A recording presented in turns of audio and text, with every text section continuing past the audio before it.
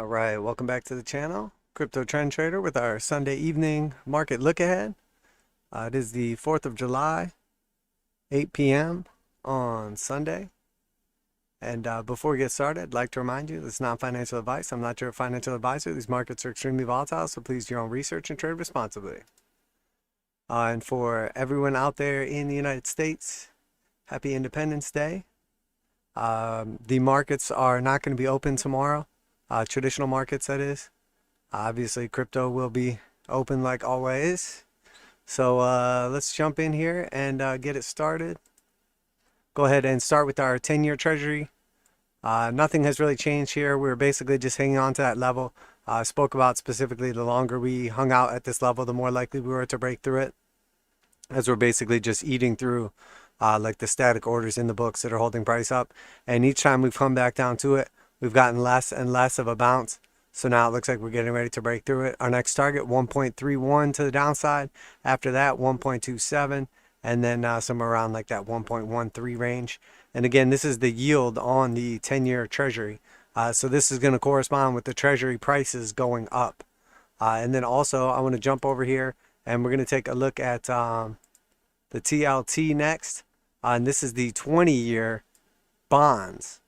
So this is like the opposite also on like the longer. Before we're looking at the yields on a 10-year, this is looking at the actual bonds for 20-year Treasury. I want to go to the long time frame here and take a look at what's happening. So let's shut off the moving averages. Again, I think people are real confused on this. So the 20-year Treasury bond itself, prices have been in, this chart goes back to July of 2002. So this, according to this chart right here, we're in a 20-year uptrend, but in all reality, it's probably closer to about a 40-year uptrend if you have a little more price action. But as you can see, the actual chart itself, we're operating inside of this channel, and we've had 1, 2, 3, 4, 5 touches on the top here, and then we had a breakout, maybe considered a throw over. And now here on the bottom, we have 1, 2, 3, 4 touches specifically on the bottom. And then if you look at the heart line, we have quite a bit of confluence here on the heart line as we just go across this. And we can see that it has acted as resistance and support and is currently acting as support. So now what happened? We were inside this uptrend for a long time, and then we broke out and went parabolic. So we were already going up for a long period of time, oscillating inside this range, and then we broke out to the upside and went parabolic.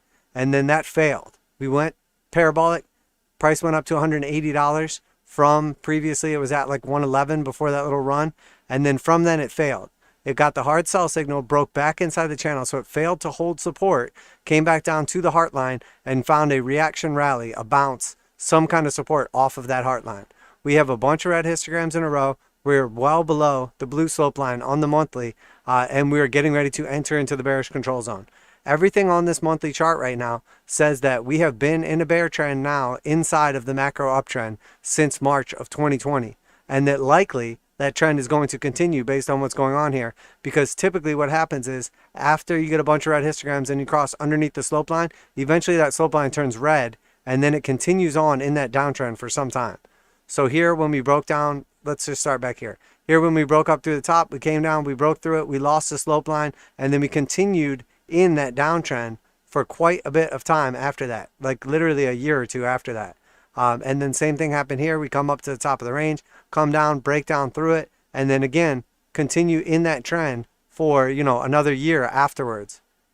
All the way to the top, come up, retest, break down from it, lose the slope line once again, and then what happens? Multiple years, over a year in a downtrend. So now look, we've just lost that slope line, and now here we are. That was in March of 2021. So we haven't even actually lost the slope yet. We're just below it on the histograms. So I would expect 1+ years of this going to the downside to retest the bottom of the range. And that's assuming that we continue to trade inside this range. So what does that tell us? If the price of the bond is going to go down, the yield on the bond would start to go up. So what is holding up these prices? What is causing these prices to go up like that? Why are these bonds getting more expensive? Well, the Treasury has been doing, the Federal Reserve has been doing two things to prop up the economy over the last year plus. They have been buying $40 billion a month in mortgage-backed securities or more, and they have been buying $80 billion a month in Treasury bonds. So they're buying things.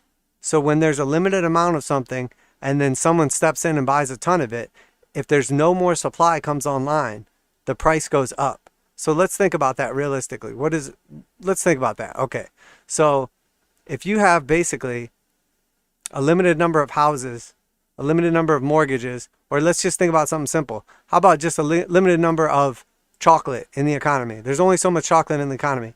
All of a sudden, the Federal Reserve steps in and says, okay, from here on out, until things normalize, we're going to buy $40 billion worth of chocolate or more every single month. What is that going to do? It's going to either, if that's filling a gap that exists now because there's no one else buying chocolate, it's going to hold the prices up so prices on chocolate don't go down. So it keeps the chocolate manufacturers in business.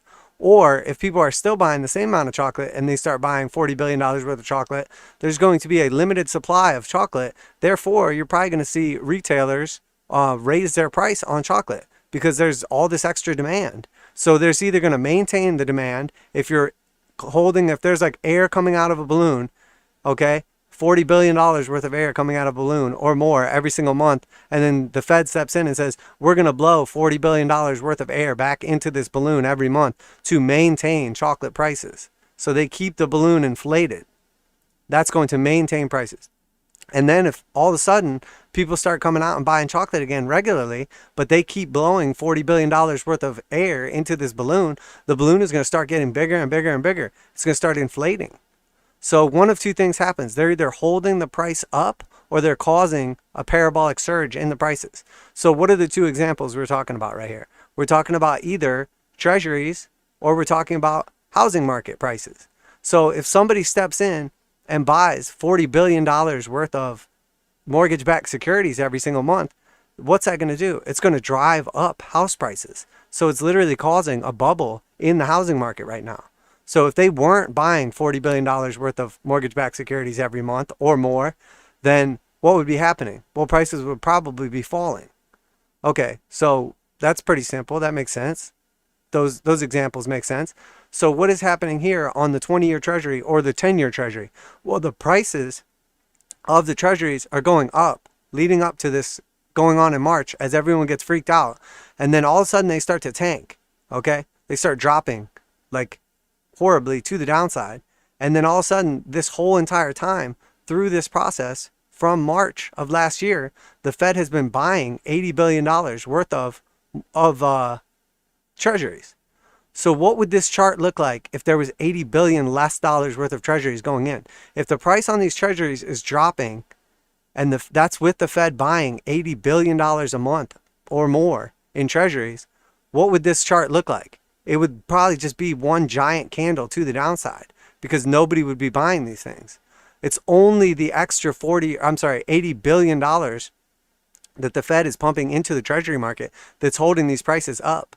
So now everybody that says all of a sudden these are going to go parabolic to the upside, so they're saying rates are going to go back down. This is when rates were basically at zero or close to zero or the closest to zero they've ever been.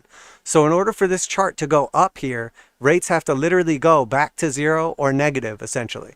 And you could argue on the 20-year, you could argue on the 10-year, you could look at the 1 year. It doesn't matter what you're looking at. The rates are always going to be a little bit higher on a little longer, on the longer time frame because, you know, you expect to get paid longer to lock up money for a longer amount of time because there's more risk associated with it. So everybody that's arguing now treasuries are going to go into a bull market, treasuries been in a bull market for 40 years.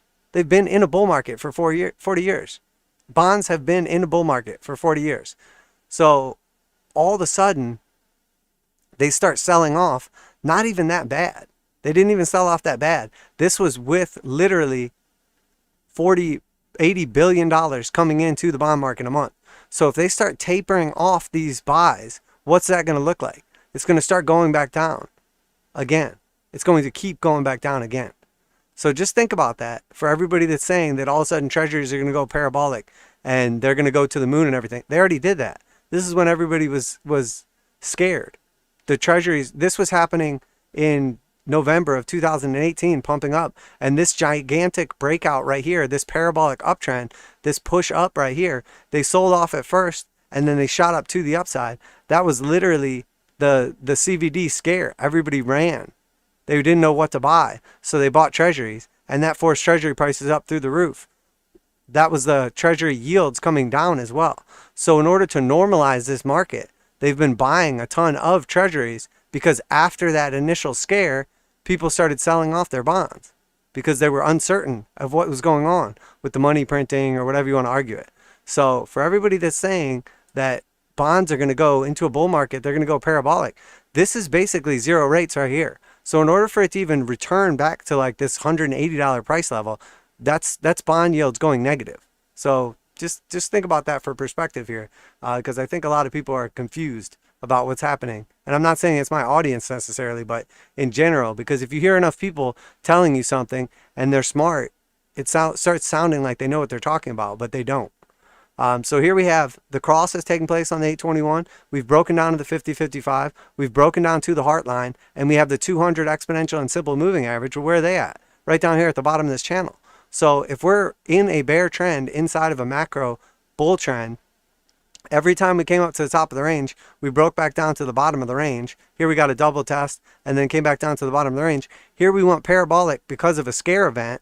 And then this is with basically the Federal Reserve buying $80 billion in bonds, in treasuries per month for the last year. And it has been going down while they're buying $80 billion. If they start tapering, what's going to happen? It's going to go down faster unless something else makes up that demand. So if something else makes up an extra $80 billion worth of demand per month, then we would expect it to go sideways, because the Fed's going to stop buying $80 billion a month slowly over time. And, price action fills that gap. So now we don't need the Fed anymore to make up that gap. But in all reality, if the Fed was not buying $80 billion in mortgage-backed securities, this would be literally crashing. It would be a giant red candle to the downside, and the rates would be going through the roof. So what's the Fed doing right now? They're suppressing rates. They have set the federal fund rate at essentially zero, which is what they can do. But then they've also been buying $80 billion worth of bonds, which is essentially trying to peg the rates on the treasuries at whatever price they're choosing, which is, basically 0, 1%. It's like 2%, like super, super low, lower than inflation. So who's going to buy bonds when the yield is less than, I mean, you guys get it. You get it. I just want to reiterate that point, because I think people are confused with this.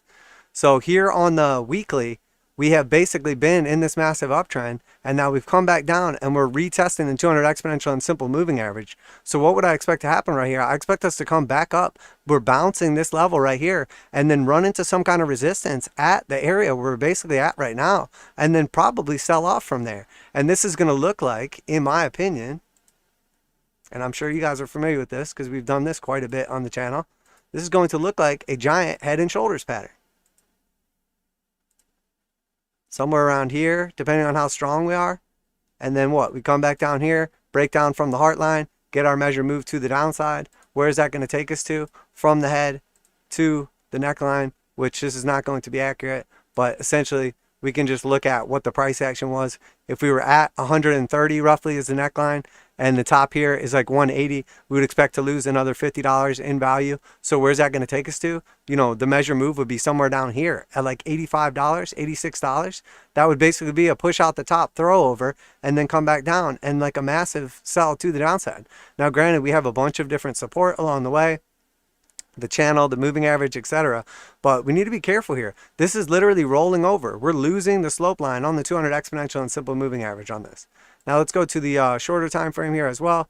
Let's look at this now. What does this look like? Okay, let's talk about what happens here.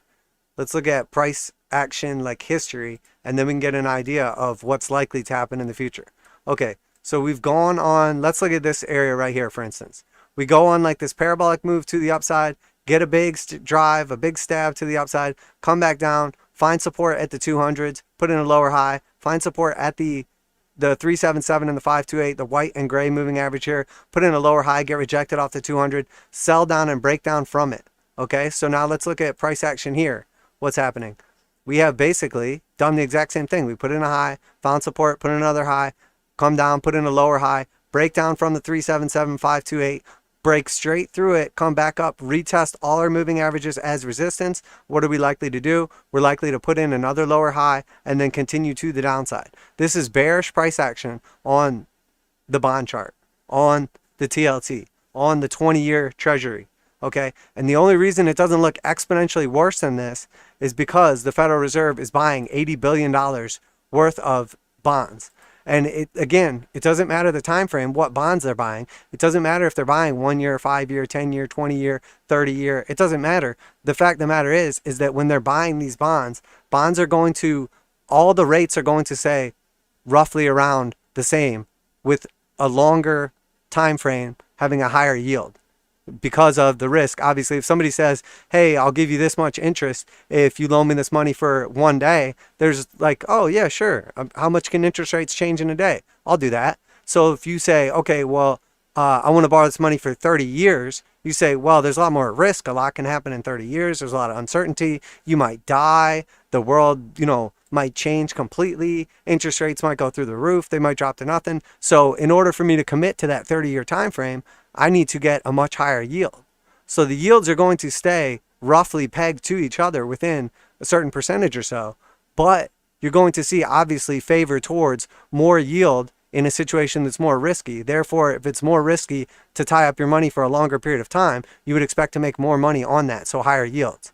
So that's how these bonds are all tied together and how they're so relevant to each other. So I just wanted to touch on this because I understand there's a lot of people who are smart or who sound smart talking about this massive bond rally and how bonds are going to go on this huge run, this parabolic run to the upside.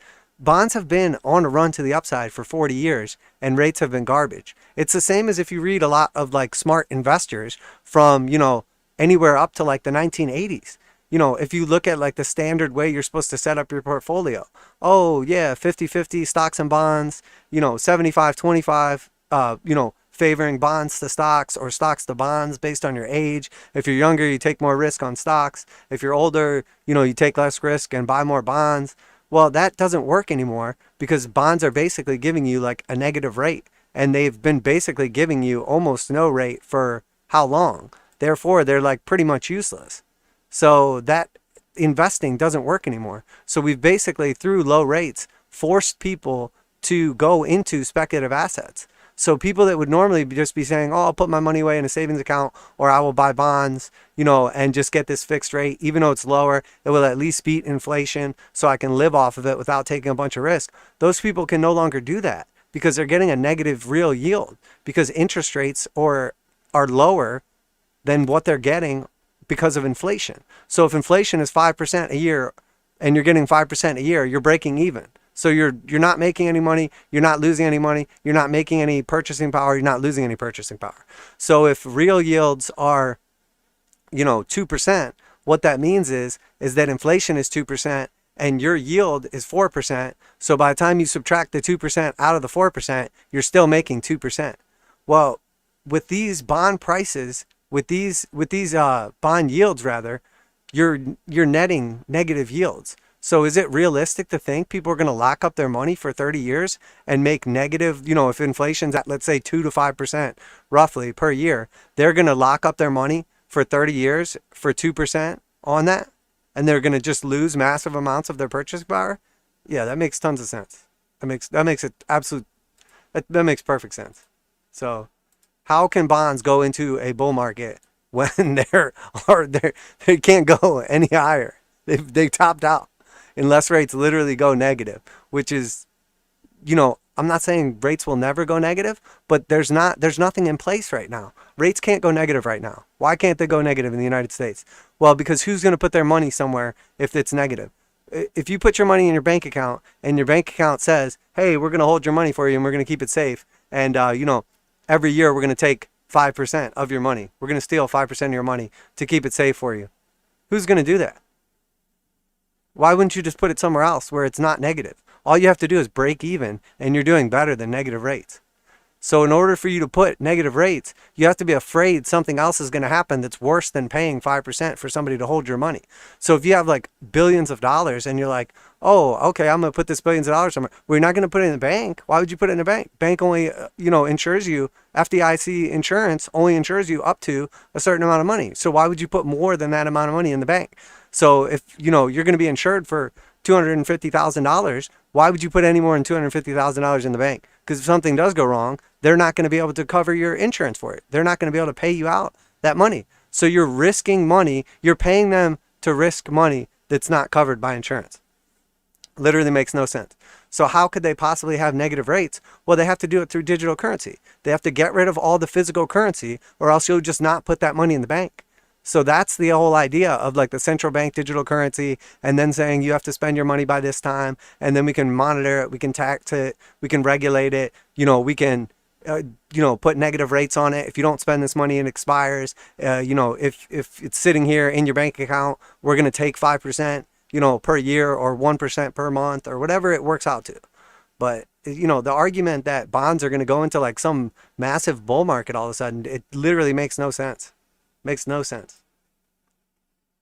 In my opinion, all that's going on right now in the bond market is we're getting a dead cat bounce before we break lower. And as the tapering, as the Fed stops buying mortgage-backed securities and, treasuries, like we're going to see that downward pressure start coming back unless all of a sudden people step in and start buying those things on their own. So what is the Fed actually doing right now? They're actually just reinflating a bubble.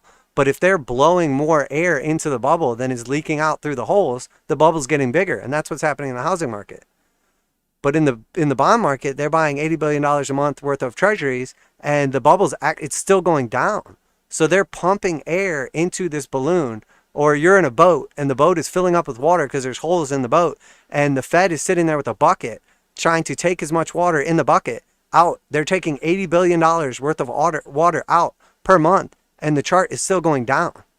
So that means the boat is still sinking with $80 billion per month help from the Fed. So if the Fed starts only doing, if they skip every like third bucket that they were scooping out, what's going to happen? The boat's going to start sinking faster.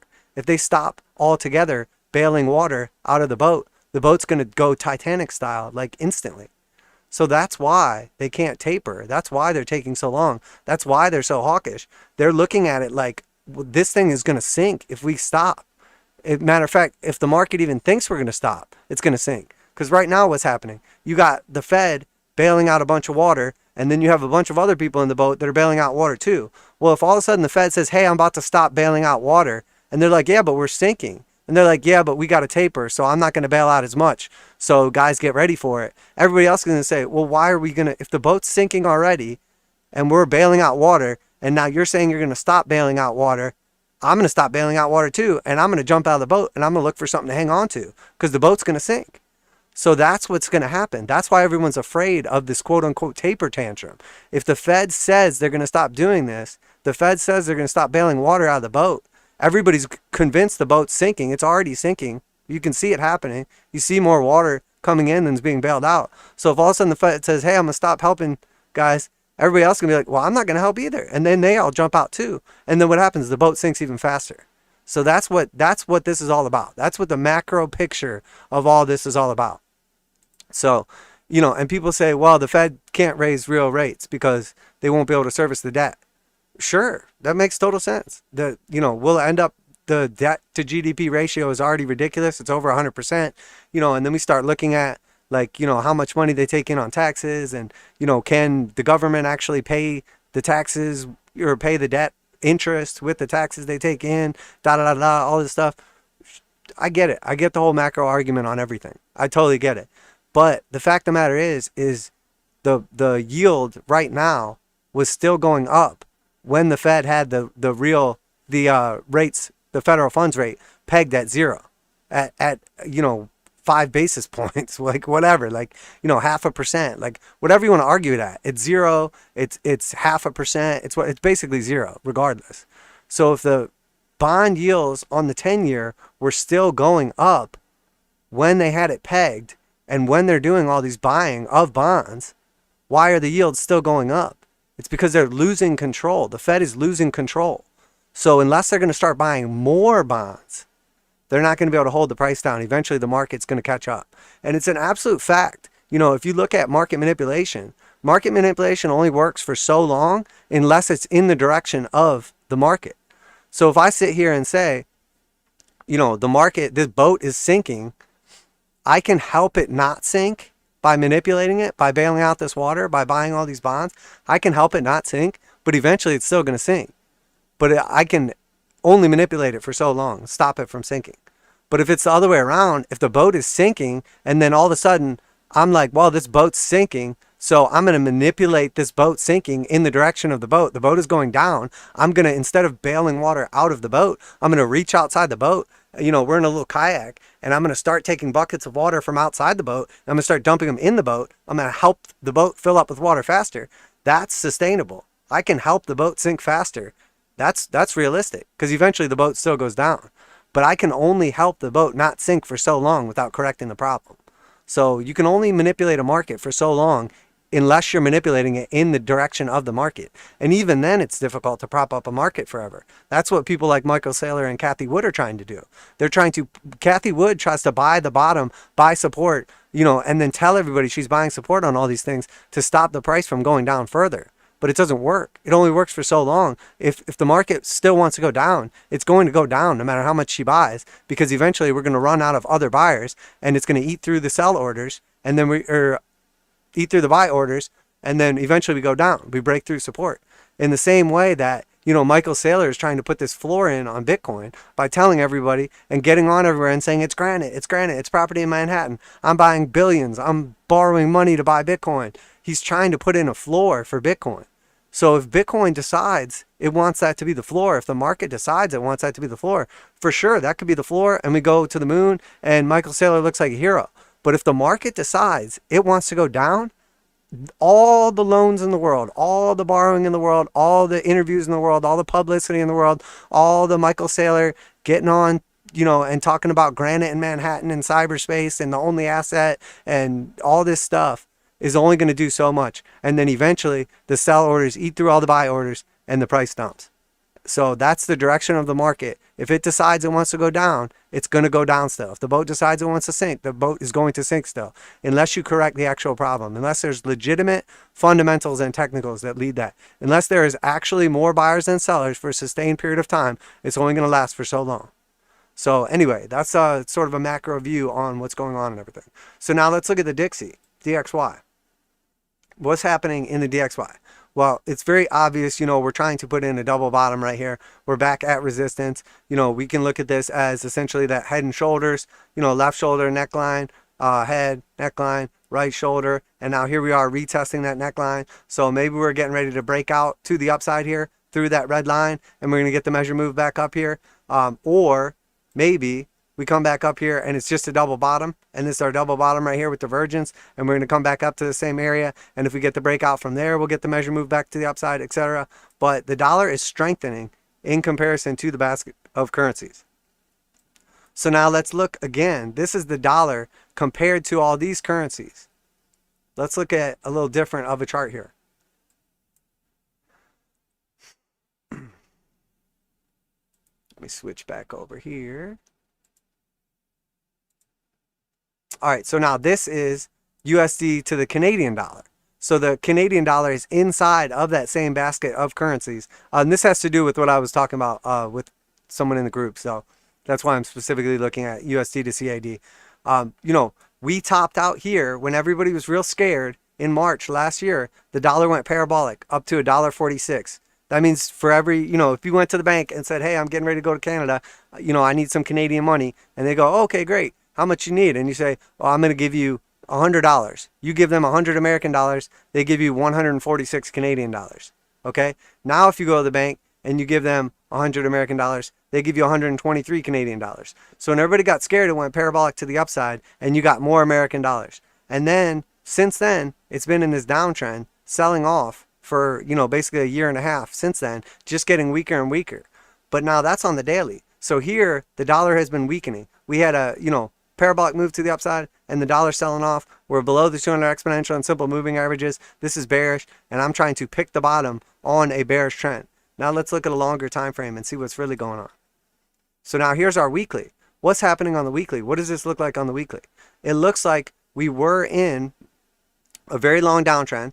The dollar went below the 200 exponential simple moving average right here, and they were sloped to the downside, you know, for basically, this was 2003, and then here we finally crossed back above them to the upside, and they both sloped back to the upside back here in 2013. So for 10 years, these were in a downtrend.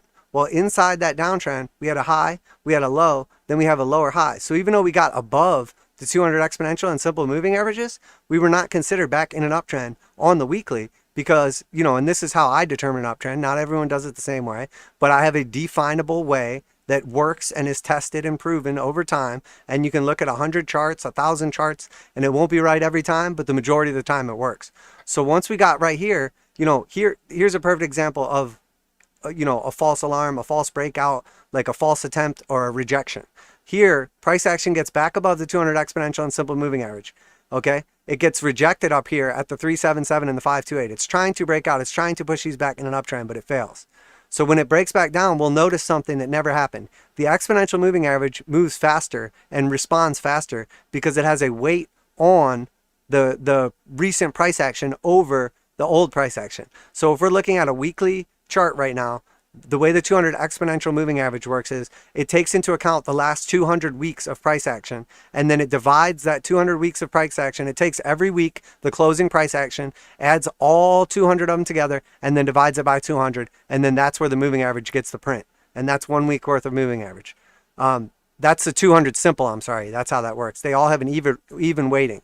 Now, on a 200 exponential moving average, there's a weight that's factored into it also. It takes the oldest moving average and the price action of the oldest moving average, and then it gives it a percent that's less than 1.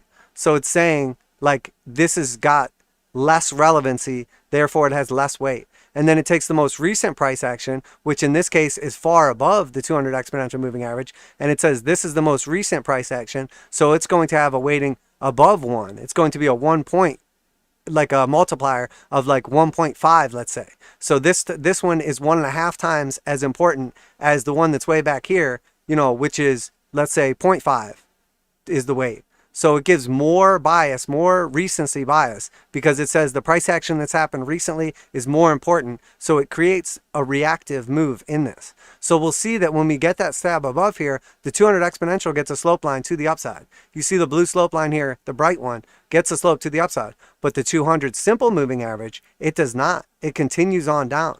So that's why this is a false signal or a failed breakout. And we continue on from that point right here, you know, from basically January in 2009 until we finally get above both moving averages and they roll to the upside 4 years later. So we stay in that downtrend for 4 more years. Even though we never actually put in another low, we're still considered in the downtrend, even though we don't put in a lower low technically on the weekly chart. So what is happening right here? We have broken above them and started into an uptrend, and then we get both these moving averages to the upside, and then we've broken down from them now. So we're now trying to hold on to price action right here. So we looked at the 200 moving averages, and we see how they can send a false signal right here, and we actually get sort of a false signal here on the 377 and the 528 as well. So now here we are breaking down from the 377 and the 528, and what we're paying attention to now is, are we going to be able to get back above these, or are we going to go into a downtrend where the dollar just continues to weaken in comparison to the Canadian dollar? And that's just based on technicals, no fundamentals. We're not looking at like the likelihood that, you know, America gets stronger and Canada gets weaker currency wise over the next few years. I'm literally just looking at the technicals on the chart. So now here we are at what could be a key level here. You know, what is a key level? But the question is this weekly going to be true? And we've actually broken down. We're starting to lose all these slopes, and the dollar is going to weaken compared to the Canadian dollar, or is it going to reclaim this area right here and then move to the upside? And this was just a false alarm, the same way that this was just a false alarm. So we were in a bearish trend, and then we get above it, and it looks like, oh, we're bullish now. Nope, it fails for 3 more years plus. And then here, we come up here and we basically double top, and it's like, oh, that's it. We double top. We're coming back down now. And then we break down. We take out the low of this previous little high here. But just like when we look at the dollar chart, what's the most important thing is it's immediately it's if we take out this low, because that starts to look bearish. The same way if we took out this high, this would have started to look bullish. But now realistically, it's about taking out these lows right here and the direction of the moving average, because we're still technically not, we're still inside of an internal retracement. We have a high here, we have a low here. Until we take out that high or that low, this is all an internal move within this major move that we see right here in these two swings. So what I'm paying attention to now is what's happening on this chart here. Let's look at our indicators and see. So we have a low here on the weekly, and then we break down lower, slightly lower, but lower nonetheless. Okay, so here we have a low right here, and then let's make this bigger. Here we have a low right here, and then look right here, we have a substantially higher low. So that's a bullish divergence on a weekly chart, the same way that we were looking at like the DXY, the entire index. So although this looks a little bit better, the dollar compared to the Canadian dollar looks stronger than the dollar compared to the basket of 6 currencies that makes up the DXY, including the Canadian dollar. So this means that of the 6 currencies that the DXY compares the dollar to, the Canadian dollar is helping that basket to look stronger compared to the US dollar, which means 5 or less of those other currencies are weaker than the Canadian dollar and weaker than the American dollar, because they're actually being propped up by the Canadian dollar. So, you know, sometimes it helps to look at the comparison specifically of USD to CAD instead of USD to the DXY. In the same way that if you're looking at Bitcoin compared to a basket of all cryptocurrencies, which is essentially the total market cap, you're saying how much of the total market cap is Bitcoin and is it in an uptrend or a downtrend.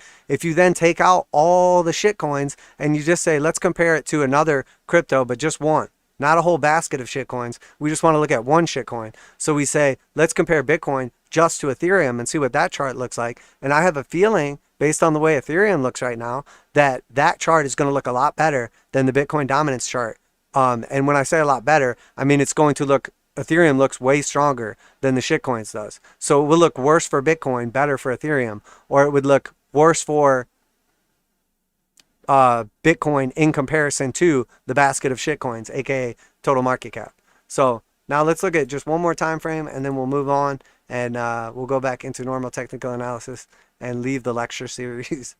So here we have, once again, this is the USD to CAD. Back in the 1980s, this is in 87, we come down here, you know, we're basically in an uptrend, a very powerful uptrend. The 200 exponential and simple moving average populate here. But if you could go back, what would they look like? Well, they'd be in a strong uptrend. And you could see, we come down, we actually break through that, and we lose the slope line right here. And then what happens? We break back up to the upside and continue that uptrend for another, what, 10 years? Yeah, another 10 or 11 years. And then finally we break down, we're in a downtrend. So we're in a downtrend from 2002 until we finally break back up above those moving averages. And we still have not broken the slope back to the upside. But when we break back above the moving averages is in 2015. So for like 13 years, we were in a downtrend. The dollar was weakening compared to the Canadian dollar. Okay, so USD to CAD is weakening for this whole period of time. And now what's happened here? Well, this is a double top. So we're topping out and we're getting ready to break back down, right? Or are we? Or is this just one push to the upside, finding support on top of all of our moving averages? The 200 exponential, the 200 simple, the 377, and the 528, we're finding support on them. We break back up, we top out and form a double top right here, maybe temporarily. It's not a permanent top. It's not like the end of the entire cycle, because we were already in a downtrend for, you know, over 10 years right here, you know, from, well, more than that, from 2002 till, if you say we're still in a downtrend now, that was, you know, 20 years in a downtrend. Or what's happening in all reality here? The 200 simple moving average is flattened out right now for the first time. For the first time in literally 20 years, it's flattened out, potentially going to the upside. The 200 exponential moving average is curved to the upside. The 377 and the 528 moving average are curved to the upside. So all of our long-term moving averages are curved now to the upside, or flat slope, rolling over. Here they're rolling down, we have a negative slope. Here they're rolling back up and we have a positive slope. But because they're longer time frames on a monthly chart, they take a lot longer to react. So we can have a move where price action goes below and then we still continue in that uptrend. We have a move here where we go below and then we continue in that uptrend. But the likelihood of this being, I mean, it's still possible that we get a fake out or a failed breakout and that the dollar does sell off and they just print too many of them and the dollar weakens, or all of a sudden Canada, you know, starts reforming their economy and their GDP to debt ratio, is fixed, and maybe something fundamentally does happen and Canada strengthens. But the fact of the matter is, this is telling us big picture that more likely than not, based on price action, typically what happens, you break down from a level, you retest that level, and then you continue in the direction of the trend for some time. You break up from that level, you retest that level, and then you continue in the direction of that trend for some time. Now, it is possible that I'm wrong on this. It's definitely possible. And we'll see it happen because we're on a monthly chart, so it happens very slowly. But I don't believe that that is the case. I do not believe that's the case. And part of it is because the world reserve currency. So just looking back here at the DXY, if we look at this and we say this is bottoming on the daily, there's a lot of things telling us, including bullish divergence, that we might be bottoming on the daily. Let's look at this and see how this basket of currencies compared to the dollar looks. Well, again, we were in a downtrend for some time. We came here, we've retested, and now look, we have these both now sloped to the upside, and we closed above both those moving averages. So this is what I'm saying. This chart is more bullish as a dollar bull than the other chart is. So that tells you that of the 6 currencies that are being compared to the dollar here, some of them are clearly weaker than the Canadian dollar. The question is which ones? Well, we can go through and chart each one individually and tell you. We can look at fundamentals, etc. But the fact of the matter is if you believe that the dollar is strengthening, which I do, and that we've actually put in a bottom here and that we're beginning to move to the upside,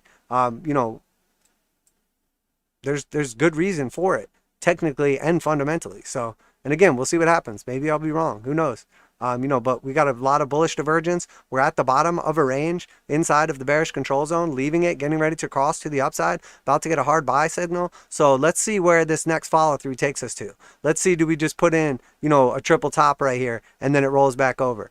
Let's see what happens, because I have a feeling that that's not what's going to happen. I have a feeling we're going to be moving to the upside here. And my feeling is based on technical analysis. So you could say that I have a legitimate argument for it. So, but anyway, that's enough of that. Just wanted to look at those and put them into perspective for people. It was, specific requests, and then also, just sort of like everybody's always talking about FUD this, FUD that. I just want to sort of like dethrone the FUD a little bit for everyone so people can like understand what the hell is going on here. So, what's going on over there? R-Kits, good to see you, brother. Appreciate you, man. Just getting started here. Jack Sparrow, good to see you as well. Hey. Your PC is just amazing. Hey, thanks a lot, man. It's all smoke and mirrors, man. It just looks pretty. It's actually terrible. No, honestly, I had to have a good PC. Otherwise, I would never be able to keep open 473 windows at the same time, all doing math on the crazy charts with moving averages like crazy. So, and every once in a while I get in trouble for not rebooting it, and it starts, basically like sticking the middle finger up to me. But I do appreciate it, man. So, all right, let's look at the Dow Jones. Not a ton has changed. We just did that stream on Wednesday. So we have 2 more days of price action. It did exactly what we said, came back up here, retesting all-time highs. I would expect it to break out 2 new all-time highs, closing at all-time highs, showing strength. Hard buy signal inside the bullish control zone, retesting that resistance level. But we have to be careful here because we're essentially putting in a megaphone pattern or like a broadening wedge at the top of the range. And here we have, a bunch of divergence built. We have a high here. We have a higher high here. We have same high here, potentially higher high. We have the high here. We have a lower high. We have a lower high. Are we going to put in another lower high right here and get rejected by the slope line here and move back to the downside? And then we have quadruple bearish divergence on the daily. Well, I don't know. We'll have to wait and see, but it doesn't look great. And then on the weekly, we close at all-time high. We have sell by sell signal. We have a bunch of red histograms in a row. There is a massive blue slope line. And now for the first time since this flipped over blue here, we have come down here and we've retested it. And what happens? Well, typically we get a little bounce off of it, but is it just going to once again, if this is our high right here and price action is at the high, but the indicator oscillator is lower, in order to not put in bearish divergence, this TJD TDMACD needs to reach the level of 1202, or else it's going to put in bearish divergence on the weekly. And we don't want that to happen. Bearish divergence on the weekly means this is probably going to look like that 20-year Treasury chart where we break out of a massive pattern to the upside, go parabolic for a minute, and then all of a sudden we sell back off and hit like the heart line back here in the middle of the range at like $26,000. So again, while I'm not here calling the top on this thing, This is 100%. These markets are extremely frothy and extremely toppy. And the strength that we're starting to see in the bond market after the Fed has been buying a ridiculous amount of, treasuries for a year, and we've still been selling off violently to the downside, all of a sudden we're seeing that dead cat bounce at a key support level, a move back to the upside. What does that tell you? Well, all of a sudden people are buying bonds. Well, who's buying bonds? Old people. Old people. They're the only people buying bonds. Why are old people buying bonds? Because it's the only other place you can put your money when everything else in existence is in a bubble. So even though bonds have never worked for interest rate wise for us, for younger people, and they're not good, and bonds have been strong, and even though they're weakening right now, they're at least like a flight to safety. People are basically just taking profits, and they don't want to just keep it all in cash, so they're taking profits at these high levels in markets, and then they're putting it to work other places. And that's what's going on with bonds right now. So all these things are correlated, and it's important to understand the different relationship between them all. So here on the monthly, again, we're at the top of the range. It still looks bullish on the monthly, but the weekly is starting to not look so great. The daily is starting to, when I say not look so great, it doesn't mean we're not going to see higher prices. What it does mean, though, is we're at the levels where, this thing might top out. Now, is it going to top out Tuesday? No, probably not. Is it going to top out in a week?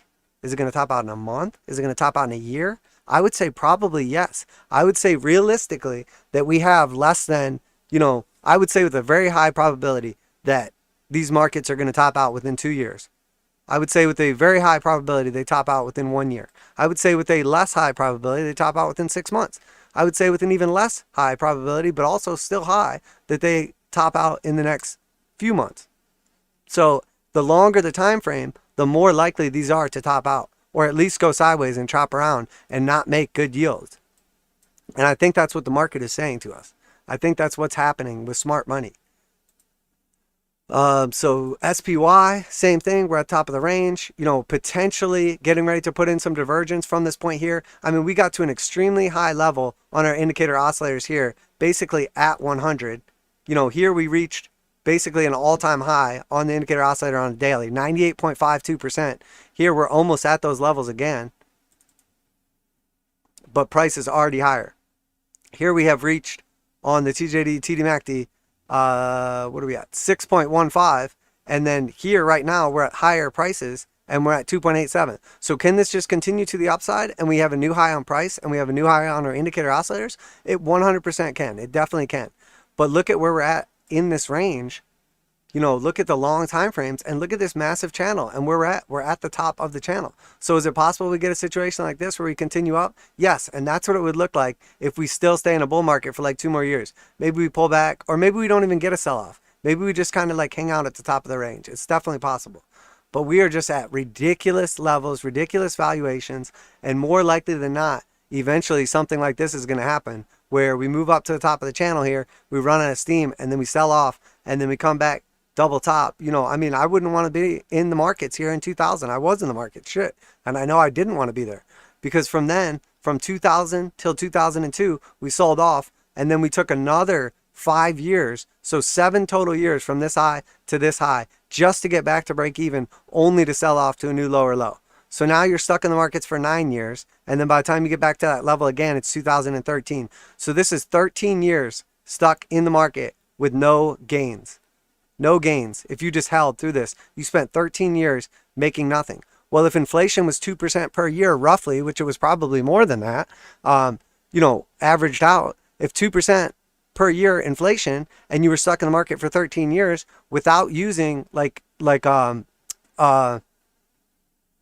my gosh. Why can't I think? Compounded interest. Without using compounded interest, well, 13 years at roughly 2% inflation, you lost 26% of your buying power. So if you start compounding it and then you use real interest rates of let's say, actual interest rates were 3%, not CPI interest rates or whatever. Let's say 3% per year and you're stuck in the market for 13 years and you do compound it. Well, now what are we talking here? You lost 50% of your buying power. So, this is what we're trying to avoid. This is what we're trying to avoid. So the difference is if we miss out on this little bit right here, if we sell right here and then we miss out on this little bit right here, but we avoid this, and this, and more importantly, this. And what is this? Well, this is 13 years. We avoid 13 years of dead money where we can't sell unless we take a loss. That's what we're trying to avoid. So that's the difference between, value investing, smart investing, and, what you don't want to do is sell right here and say, oh, this is the top, and then it just bursts to the upside, and then you FOMO back in. You miss out on that little bit of extra gains, and then you buy the absolute top, and then it sells off, which, there's countless people who have done that over the years. You hear about them all the time. There's old stories about them, et cetera, et cetera. So, but just for perspective here, again, I'm not trying to lecture you guys or whatever. I just want everybody to be we're getting to the point where this market is about done. And you'll know when I'm really feeling it, when I really think this is the end. But we're closer to the end than we are to the beginning. So, this is what I'm looking at right here. We operate inside this massive channel. What happened back here? Operate inside this massive channel. We get a violent sell-off back to the bottom of the channel, and then we go parabolic afterwards from the low here in 98 for 2 more years. The internet boom goes up for 2 more years. Well, we did that almost exactly the same thing in, April of 2020. And now here we are a year and a half later. So do we have 6 months left before that happens? Do we have a year left? Do we have 1 month left? Did we already top out? I don't know. I really don't know. But we're close. We're very close. We're very, very close. In a 30-year time frame, 2 years is not that long. In a 30-year time frame, 1 year is not that long. In a 30-year time frame, 6 months is really not that long. That really not that long. That's like what, 1.5%, just off the top of my head. So if we still have 1.5% to the upside, I don't want to be completely out of the markets. I still want to capture some of that, but I want to be super de-risked. Super de-risked. So, and again, unsustainable levels on this. We're at all-time highs on the TJD, TDMACD. We're at the literal top of the range at on this indicator here, on the SPY, on the old spider, we are literally at the highest rate we have ever been to. We touched it right here one time, and we touched it right here one time, and now here we are for the 3rd time ever. So let's look at what happened right here. This was the top right here. We put in divergence right here, and then we sold off massively. So what was the next top? When else did we do that? It was this one right here back in 95. I guess that's not really a great example because we continued up for a long, long time afterwards, putting in divergence. But that's a perfect example. We put in divergence for 5 years after that and continued to the upside massively, and put in another 130% gains. So we don't want to just be out of the market right now, but we want to be protecting ourselves, especially if you're an old man and you can't afford to just sit sideways in a market for 13 years or sell at a massive loss. If you're young, sure, take some risks. Who cares? You got your whole life to think about how you fucked up and learn from it. But me, I'm somewhere in the middle. I'm not trying to spend 13 years in any dead assets, but I've also still got enough time left, theoretically, hopefully, God willing, that I don't have to worry about it. So, but I'm not stupid either. I've learned my lessons. I did it in 2000. I'm not doing it again. I'm not going to sit sideways in the market. I'm not going to get wrecked. I'm not going to go through the 3-year Bitcoin 85% in Bitcoin, 95 to 99% in altcoins. I'm not doing that. I'm not carrying bags to the bottom, and riding them back to the top. No, I'm selling the top or damn near the top, and then I'm going to ride it the whole fucking way back up from the bottom with fresh bags, with real suitcases loaded up, not carrying them same suitcases from a decade earlier. IXIC, NASDAQ, broke out to the top. We still have a nice measure move on the way up here. Still looks fairly bullish on the daily. Again, we're at extremely elevated levels. Looks like we're about to get the daily divergence signal sometime in the very near future. On the weekly, same thing, breaking out to the upside. We still have a measure move and target here on the NASDAQ up to, it's like a little over 16,000, I believe. Or no, I'm sorry, 15,700. So roughly 16,000. But here we are. We put in a high here. We put in a lower high here, and we're potentially, if this rolls over, we'll have to see, putting in another lower high again, which would be triple bearish divergence on the weekly, so got to be careful here. But, honestly, rates in the NASDAQ are tied super closely together. And then look at NASDAQ. Look at what's in the NASDAQ and everything, and what's making all-time highs right now. A bunch of shit, not the good stuff, not the stuff that we all love, not the stuff we picked, because we're all stock pickers. We're not, you know, index buyers. I mean, don't get me wrong, there's nothing wrong with buying indexes, but I mean, how much bullshit is in an index? A lot, probably 50%. Monthly, you know, we still got some levels to go here. We could definitely keep pumping here, but you know, look at our previous touch point right here. Look where we're at right here. Look where we're at right here. Look where we're at right here. Look where we're at right here. We're potentially going to put in some more divergence here. So we'll have to see, but it's hard to argue that we're not just legitimately going parabolic right now. So are we going to get another move like this where we go full on? You know, this looks like we fell back to the 55 moving average, went parabolic, went really parabolic, and then blow off top. Fell back down to the 50-55 moving average right here, go parabolic. So do we still just go straight up parabolic and get another, you know, 100% gains here? Do we go up to like 2,500 on the NASDAQ? I mean, maybe we do. That internet bubble all over again. That's why I don't want to be out of the markets, but I'm definitely paying close attention. And if you know any old people, better warn them. The old Ruddy, the Russell. Oh, did I switch that back? I want to put that back on shorter time frame. Let's put that back to the daily. Gotta put these back on the daily so I don't just glance at them and get distracted. Sometimes I'm not paying attention and I'm like, whoa, this chart looks good, and then I realize it's a different time frame. Russell, you know, it's putting in a little divergence right now. You guys know how I feel about the Russell. I think this is the weakest of all the indexes, and there's no chance I would ever be buying it.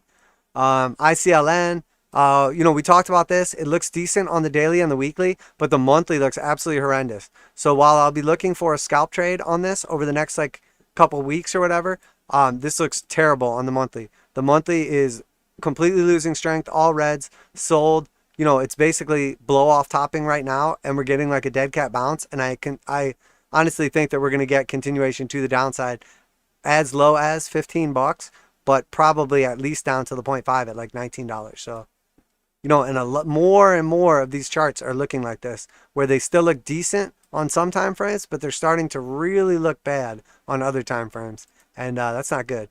XLE, let's look at the monthly here on this one. Again, not a lot has changed. We're up at resistance. We could see a tiny bit more of a move to the upside. We could see a couple more percent push to the upside here, but look at all this resistance right here at this level. So we move up to it, we get rejected, or did we already? Is that already a rejection right there? And now we're going to sell off? Well, there's a good possibility. I mean, this looks bullish here. We're flipping over the slope line to the upside, but got to be real careful here. Real careful. And again, I'm not calling the top on these things, but I'm saying we're getting close. And does close mean a week, a month, 6 months, a year? Yes. That's exactly right. Correct. 100%. XLI, industrial sector. You know, we talked about this one. Again, not a lot has changed. We did a pretty in-depth monthly, so I'm going to just go to like shorter time frames on these. Shorter time frame, it looks like we're topping out here. You know, we're basically getting a little buy here, getting a little reflex rally, but I think we're gonna chop sideways or go down here. Financial sector, probably the worst of all these we're looking at. We are seeing some green histograms. We are getting a little buy signal here, but you know, this looks like again a reflex rally. You know, basically just a lower high before our next sell-off, which I think is going to take us down to like $32. XLU, you know, we got a little reflex rally off the bottom here. You know, we sold off heavily, got back down to the bottom of the channel, got a reflex rally to the heart line, came back to the bottom of the channel, put in a lower low, came back up now.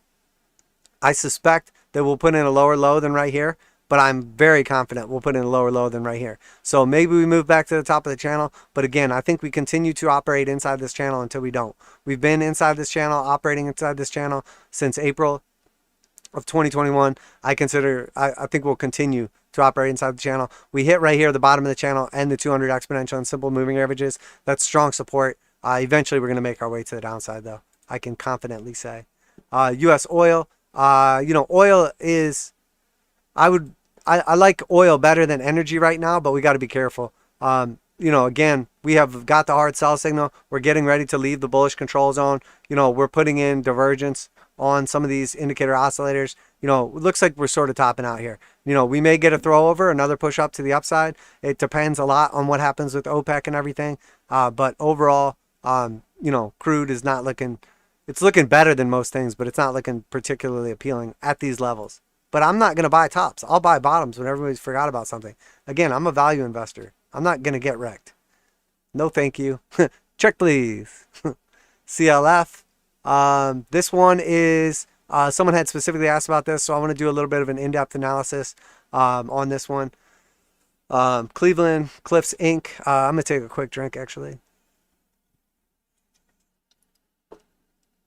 All right, so basically, we have from March 2020, when we bottomed out there, a nice channel here. Now, I have skipped this little spring right here, and I have skipped this little throw over right here because I like how everything else lines up. I like all these touches on the bottom over and over again, these beautiful, perfect touches on the bottom this whole way up. I like all these touches on the heart line, you know, and then it lines up perfectly with one and a little bit of this touch right here. So, again, you know, I've kind of like eliminated a couple of like the parabolic moves to get a more accurate channel overall. So, and we'll see here that potentially what we're looking at is, you know, a topping area. We were operating basically at the top of the channel a couple times. We have bounced the bottom of the channel a couple times. And now here we're getting rejected consistently at the heart line. And typically what happens is you'll get rejected at the heart line a bunch of times, one time, two times, and then eventually you'll get the break. Do we put in higher prices before then? I'm not sure, honestly. I don't know. But if we do get the measure move, it's going to take us back down to like $14, $15 roughly over there. Let's look at the longer time frames now and get a better idea of what's happening. So I have two Fibonacci's in place. The first Fibonacci is from the low down here in March to, you know, basically, oh, I'm sorry. It's from the previous peak right here in September of 2018 to the low down here in March. And then I've got my Fibonacci extensions in place. And you'll see we came up and topped out at the 1.382 on that last little push. I think it's very high likelihood we get up to the 1.5 or the 1.618. Those are the two common areas that we'll see it top at the Fibonacci extensions. So we could easily see price action continue to the upside up to like 28.59 or 34.71 would be two key Fibonacci extension levels. But what I'm looking at here now in white is this massive Fibonacci. So we have our top up here in July of 2008 to our bottom down here in January of 2016. So from our top to our bottom, let's look at how this price action has been operating. Well, again, we don't know until we hit the bottom here, until we put this Fibonacci in place in 2016. So for 8 years, we didn't know where the Fibonacci was going to go into place. But now that we do know this is a bottom and that's a top on the macro, let's look at how price action reacted. Well, it bounced perfectly at the 0.5 right here, and then it bounced up and topped out at the 886, came back down to the 786, you know, couldn't hold that higher level. You know, put in a head and shoulders move right here. Again, corresponding perfectly with the white Fibonacci's. Sold off, got the measure move back down here, tried to get back up, and then continued to sell off. And we see, you know, reactions along the way, but nothing particularly amazing. And then when we bottom out down here, we get our reflex rally up to the 236, consolidate, move up to the 0.5, top out at the 0.5, come back down, top out at the 0.5, come back down to the 236 again, and then we finally break through the 0.5, make it up to the 618. Well, the 618 is a ton of resistance, a ton of support that is flip resistance. So that's why, based on the white fib right here, I think there's a very high likelihood that we're topping out in this area. We could easily get a little wick move to the upside. We could easily already have topped out and sell back off from here. But this is a key level that we would top out. The next level, if we do continue to the upside based on that macro fib, internal retracement in white would be the 786 up here at $44.81. Do I think we get there eventually? Yeah, we probably do. Do I think we get there on this rally right here? I think it's much less likely. I think it's much less likely. But again, we'll see. If we start tagging this 1.5, start consolidating above the 618, maybe we do gain enough strength and continue to the upside. But I think overall, this thing has a high likelihood that it has already topped out this internal retracement here. So, and again, just kind of looking at the longer time frames here, you know, this monthly candle is basically an indecision candle, spinning top at the top of the range after 3 solid months of rejection. So even though we've started to move here to the upside, I think we could easily get a wick up here and it turns into a rejection like a hanging man or shooting star or something like that, and then, you know, we get the breakdown from the channel. So I think there's a very high likelihood that we are in fact breaking down sometime in the very near future. We're inside the bullish control zone. We're getting ready to leave the bullish control zone. We are powerfully sloped to the downside. I think we're going to get the hard sell signal sometime in the next couple months on this. We did reclaim the slope We have the blue slope still, so there's definitely potential for continuation. But I think at least a consolidation pull back here before continuation on the monthly is probably more likely than not. So yeah, so that's it for our indexes and that little guy right there. I'm going to take a quick little break here, and then we can jump back in. Maybe we'll do our cryptos next or something. We'll see. So I'll be back shortly. Before I go, let me just see what's going on in the comments here. I'm Trusty Me. Good to see you, man. I'm glad you made it. What's up to you as well? Bubbly's good to see you, my man.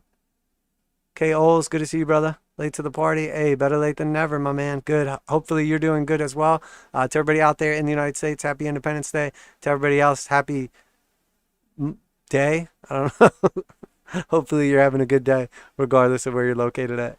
So yeah, I'll be back in just a minute.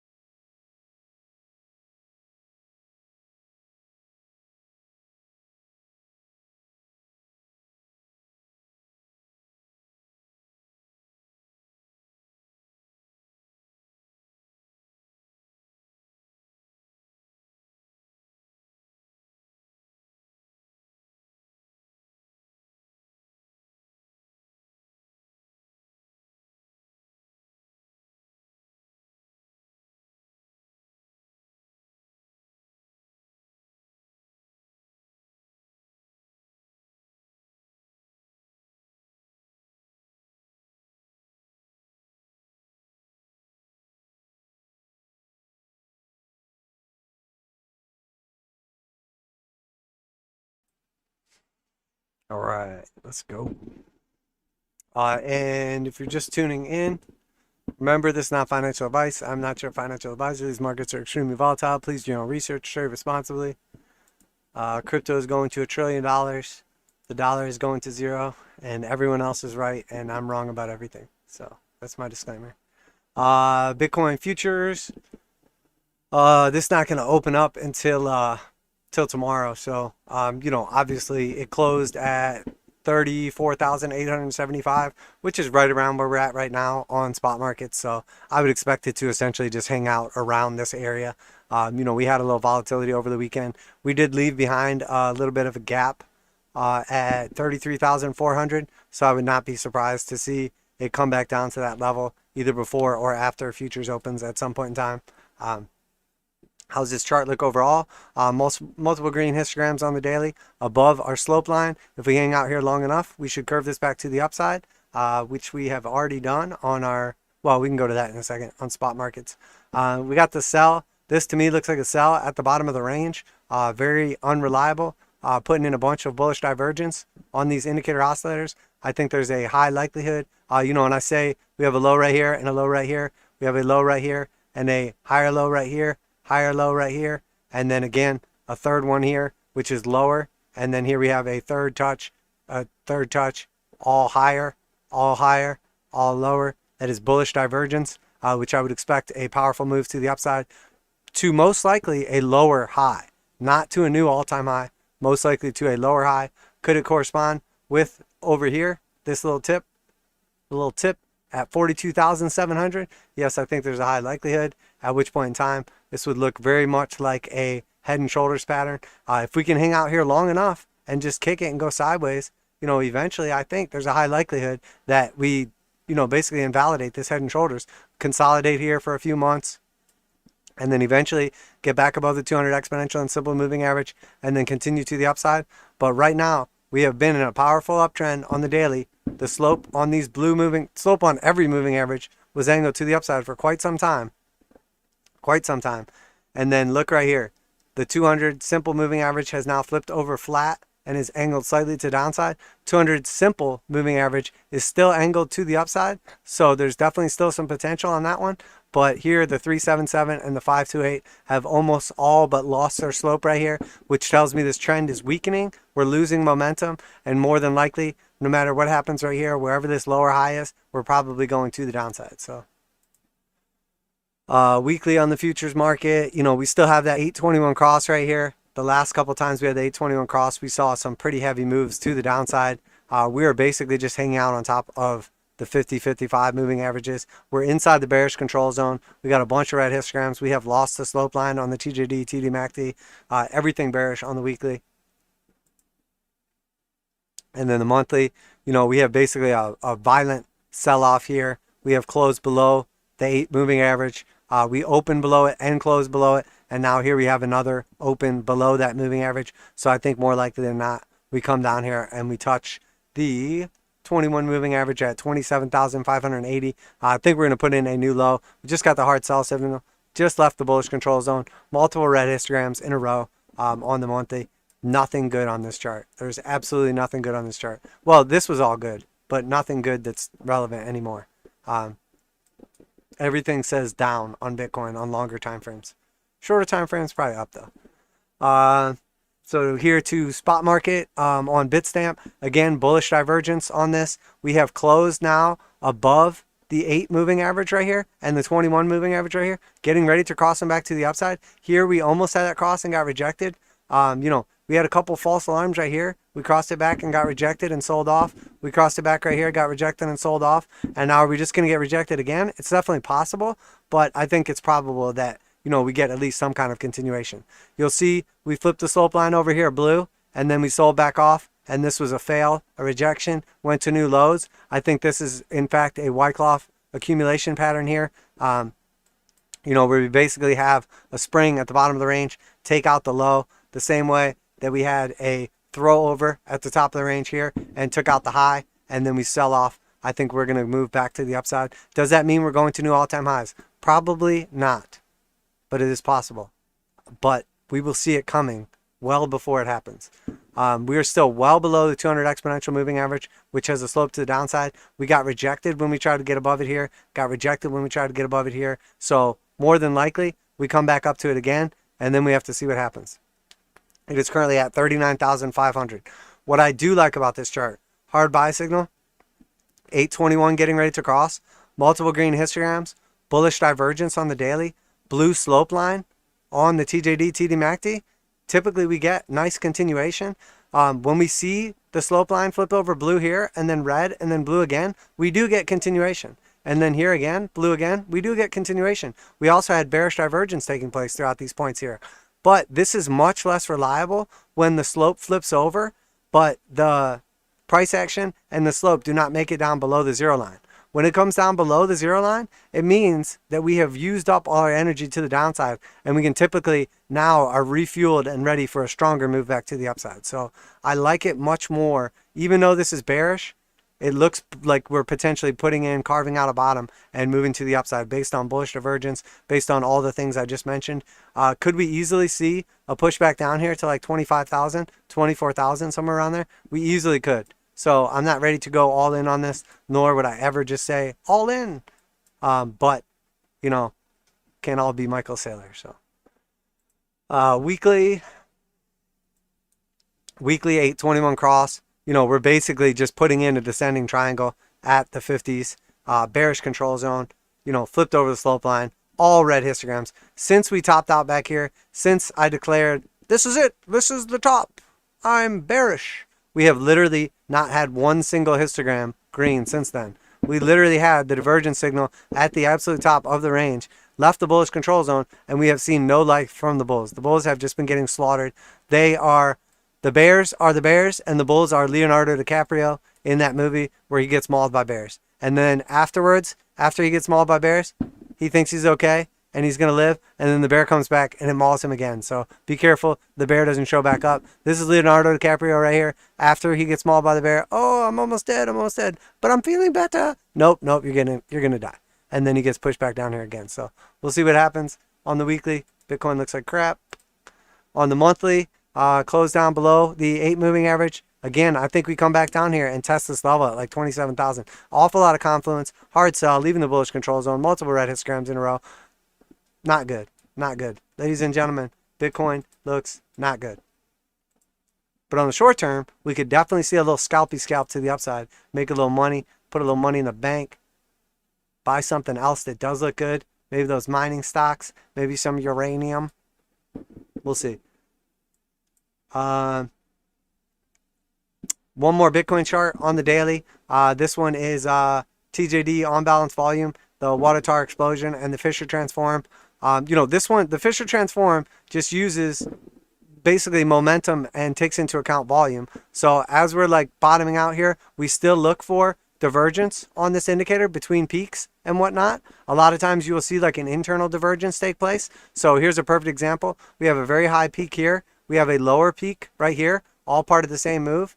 So what we're looking for is, where does the very high peak happen at? It happens right here. And then where does the second peak happen? It happens higher on price action. So we're well above it on price action, but well below it on the indicator oscillator. So not only do you see a lot of times divergence between two separate moves right here, where it actually resets all the way down and then comes back up, and we put in like bearish divergence here, we also see bearish divergence within the two peaks of it. So, and you'll see bullish divergence also at the bottom here oftentimes.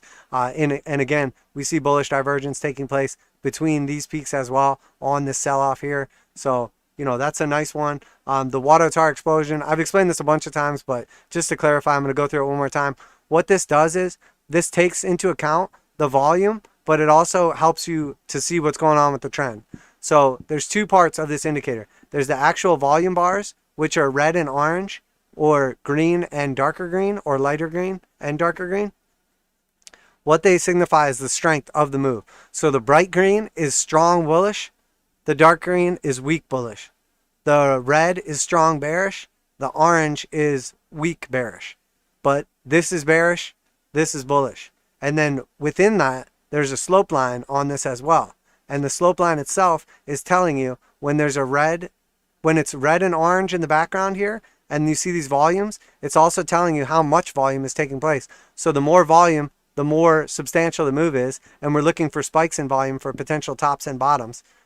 So then that's all taking place within the volume part, but then we have the slope line as well. So a lot of times you will see it'll be red in the background, and then you'll see the volume slope line switch over to blue. That means we're gaining strength to the downside. And then here we'll see in the background, it's still red, okay?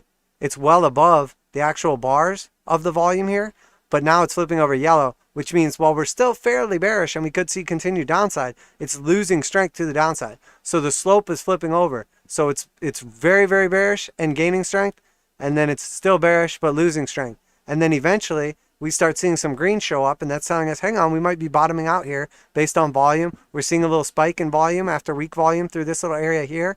You know, it's taking out the previous red volume, and now we're seeing the bearishness weaken. We're seeing the bulls start to show up, the green.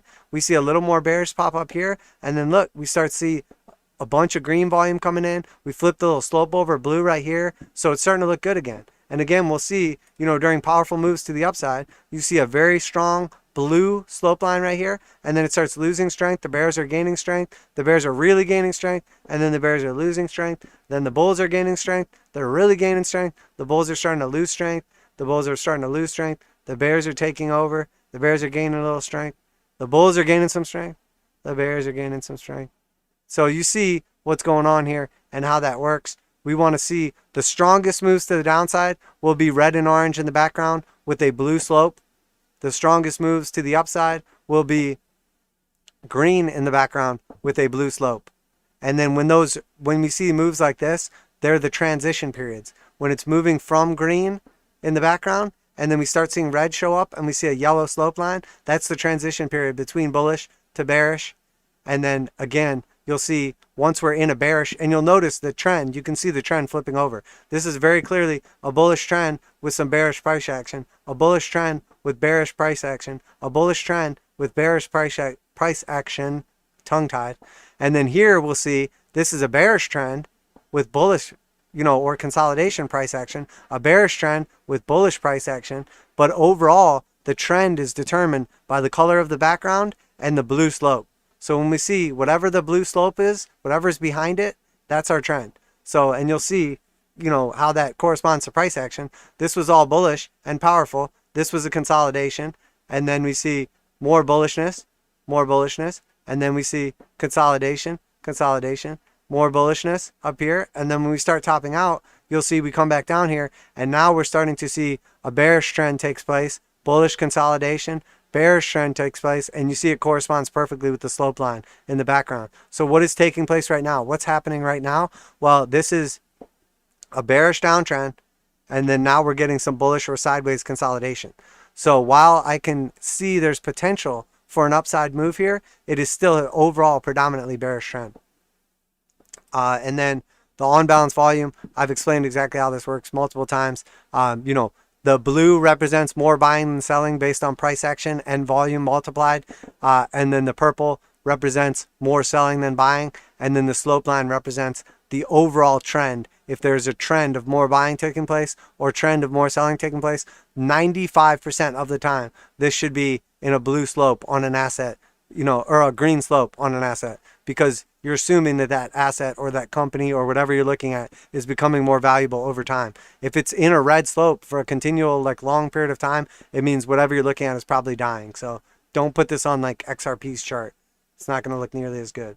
And then if we go to the weekly here, once again, we see on the weekly, very clearly what's happening here. When this is in an uptrend and it's green slope in the background, we're getting a powerful move to the upside. When it's in a downtrend, it's red or consolidation. But overall, we should never really see a downtrend in an asset that's continually going to the upside. And no matter what you argue on Bitcoin, well, Bitcoin on the weekly has always been bullish because it's always gone up exponentially. So the red periods in this are just consolidation periods in all actuality.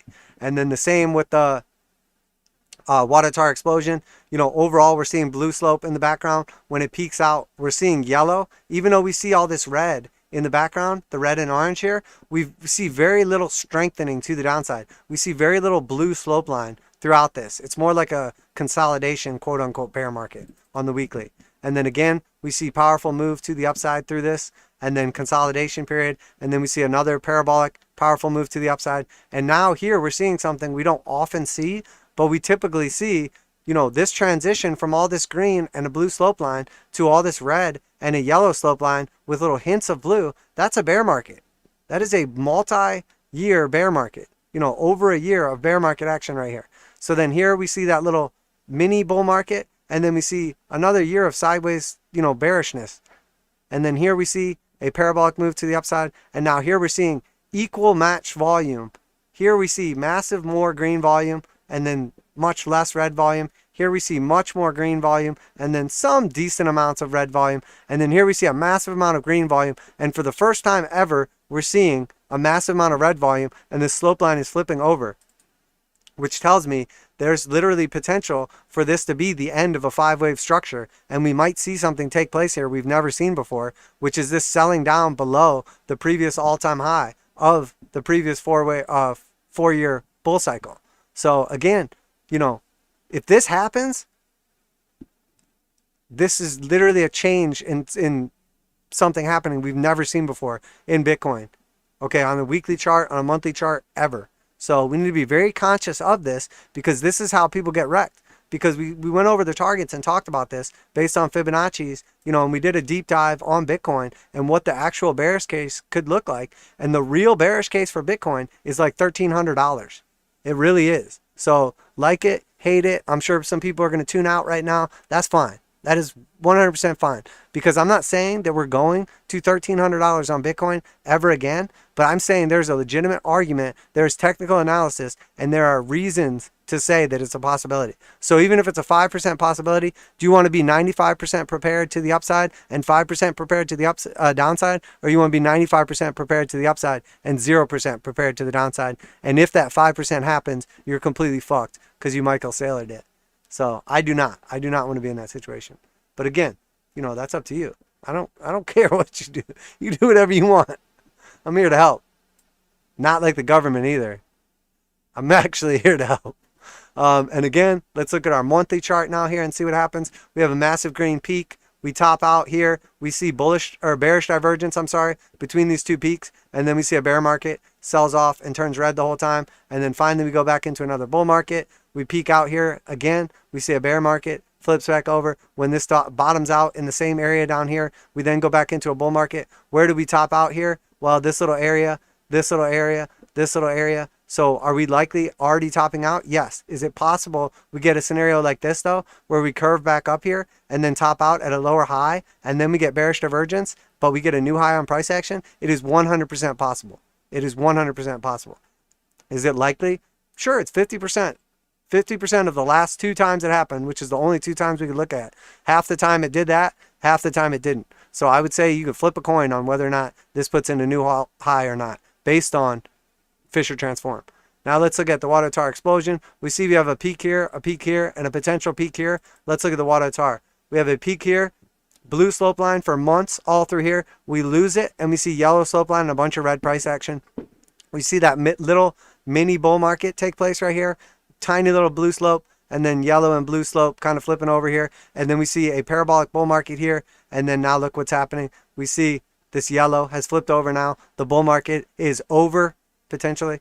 Maybe we see a tiny little blue blip right here. A tiny little green bar shows up. Hey guys, what's going on here? You want to go a little higher on price action? No. We'll see though. I don't know what's going to happen.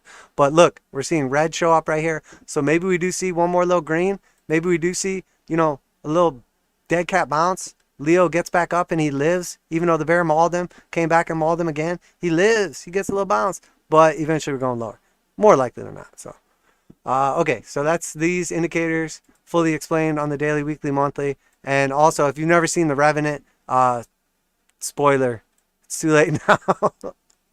Let's just say that Leonardo DiCaprio fights a bear in unarmed combat, and I don't want to spoil it, but does not go well for one of them. Does not go well for one of them. And then it's like after you beat somebody's ass and you're walking away and they still run their mouth, and then you're like, you know what? Apparently you haven't learned your lesson. You go back and you beat their ass just a little more. That happens to one of them. But I'm not going to say, was it Leonardo DiCaprio, the tiny little man, or was it the bear who wins that fight? You got to watch the movie and see. So I don't want to ruin it for you guys. But let's just say the bulls are looking like Leo in this fight right now. Okay, so that's it. Let's go to Ethereum next. Ethereum is showing some strength here like we've been talking about. We got the hard buy signal coming out of the bearish control zone, multiple green histograms. We have flipped over, potentially we're above the slope line, getting ready to flip it over blue. We're seeing some powerful moves to the upside, about to enter into the bullish control zone. We are now moving back up, almost up to the 382, getting denied right now at the 50-55 moving average. About to get the 821 cross to the upside. I do expect Ethereum to move back up here. Well, slightly higher, 2,400. After that, my target is 2,695. Let's say 2,700. After that, my target is $3,000. I'll see you before any of that happens, though. So, but it looks good. Ethereum is showing some strength. It looks gooder. It does not look good. It looks gooder. It looks more good. It looks slightly better. It does not look as shitty as Bitcoin. Again, on the weekly, looks terrible, but not as terrible. Sell by sell, topping out here, bearish divergence. Bunch of red histograms, losing the slope line here. We're now below the slope line, getting ready to flip it back over red if we stay down here long enough. We're in between the 8 and 21 moving average, have not crossed them to the downside. So again, looks better than Bitcoin, but still looks bad. Excuse me. Hard sell signal, left the bullish control zone. All green histograms though. So again, better than Bitcoin, but still not good.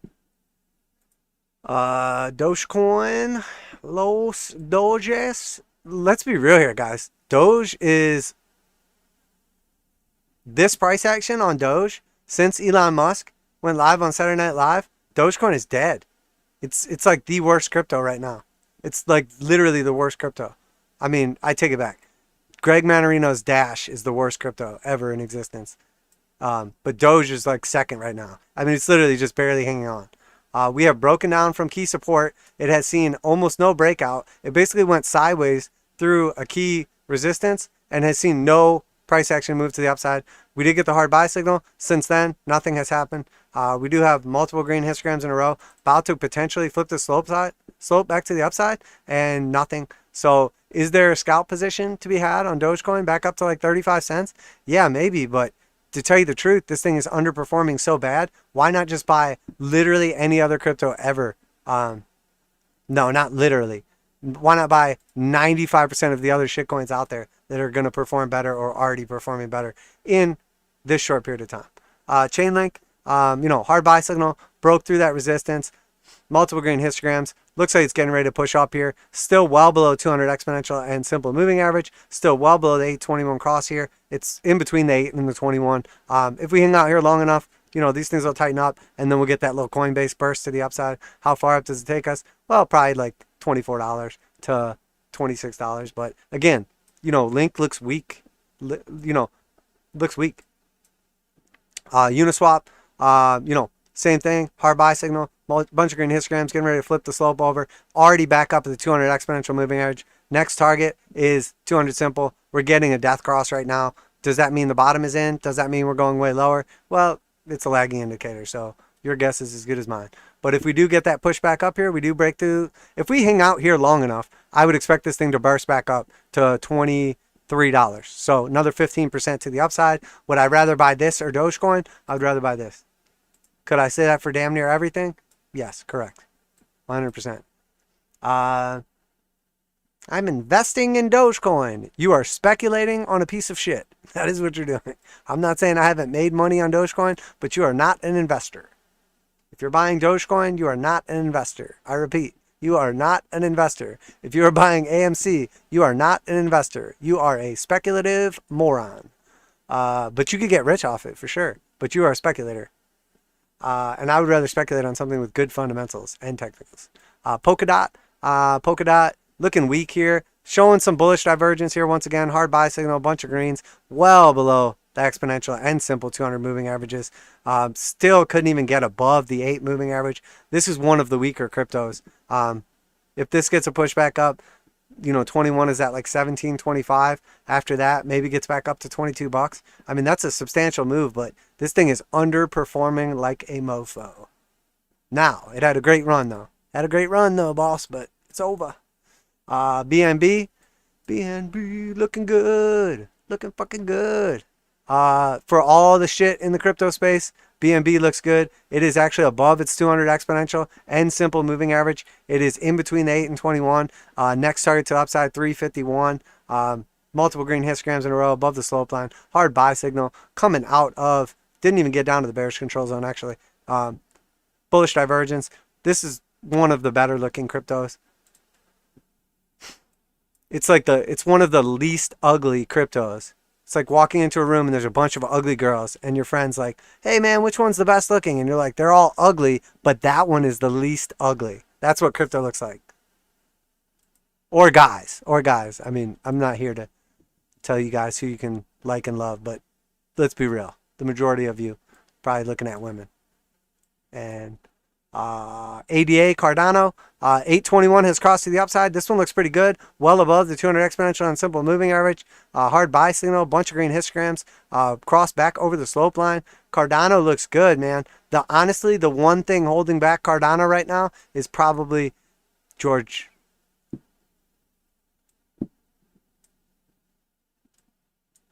No, honestly, man. Charles wasn't attached to this project right now, I might buy some Cardano, but does not look good. XRP. XRP looks decent, actually. Still below the 200 exponential and simple moving average, but in between 8 and 21. Hard buy signal, a bunch of green histograms. It's trying to move up here, guys. You know, it wants to put in a move. Again, underperformer, though. Does it make it back to 80 cents? Yeah, probably. Is that a selling opportunity? Yeah, 80 cents to $1 is, I mean, it's going to be rough to try to get above some of this stuff. So, Bitcoin dominance, you know, overall closed above the 8, sold back down below the 8. Do we see continuation to the downside? Probably. I mean, we'll see, though. You know, hard buy coming out of the bearish control zone. You know, red, bunch of green histograms in a row. Still red slope line. You know, it might be carving out a bottom here. May put in a situation like this. May put in a situation like this where it gets a little divergence action going on here and then it bottoms. We'll have to wait and see. This is on the weekly. So overall, though, very clear downtrend. I mean, it's going to be hard for Bitcoin the market cap to ever be in an uptrend because they're literally only making more shitcoins that are only getting more of the market cap. So 8 and 21. Crossed over on total market cap right here. I mean, this is it. We're below the 8 and 21. We have a cross to the downside. You know, last time that happened was in March of 2018 and was followed by over a year of downtrend. So, you know, well, I shouldn't say last time, you know, because we did get a cross back here in this range. A couple little false alarms on the market cap. But let's be real. After the 821 cross on the weekly, nothing good happens in the short term. 821 cross to the downside, capitulation. 821 cross to the downside, you know, consolidation to the downside. 821 cross to the downside, you know, downside. 821 cross to the downside, time and price capitulation.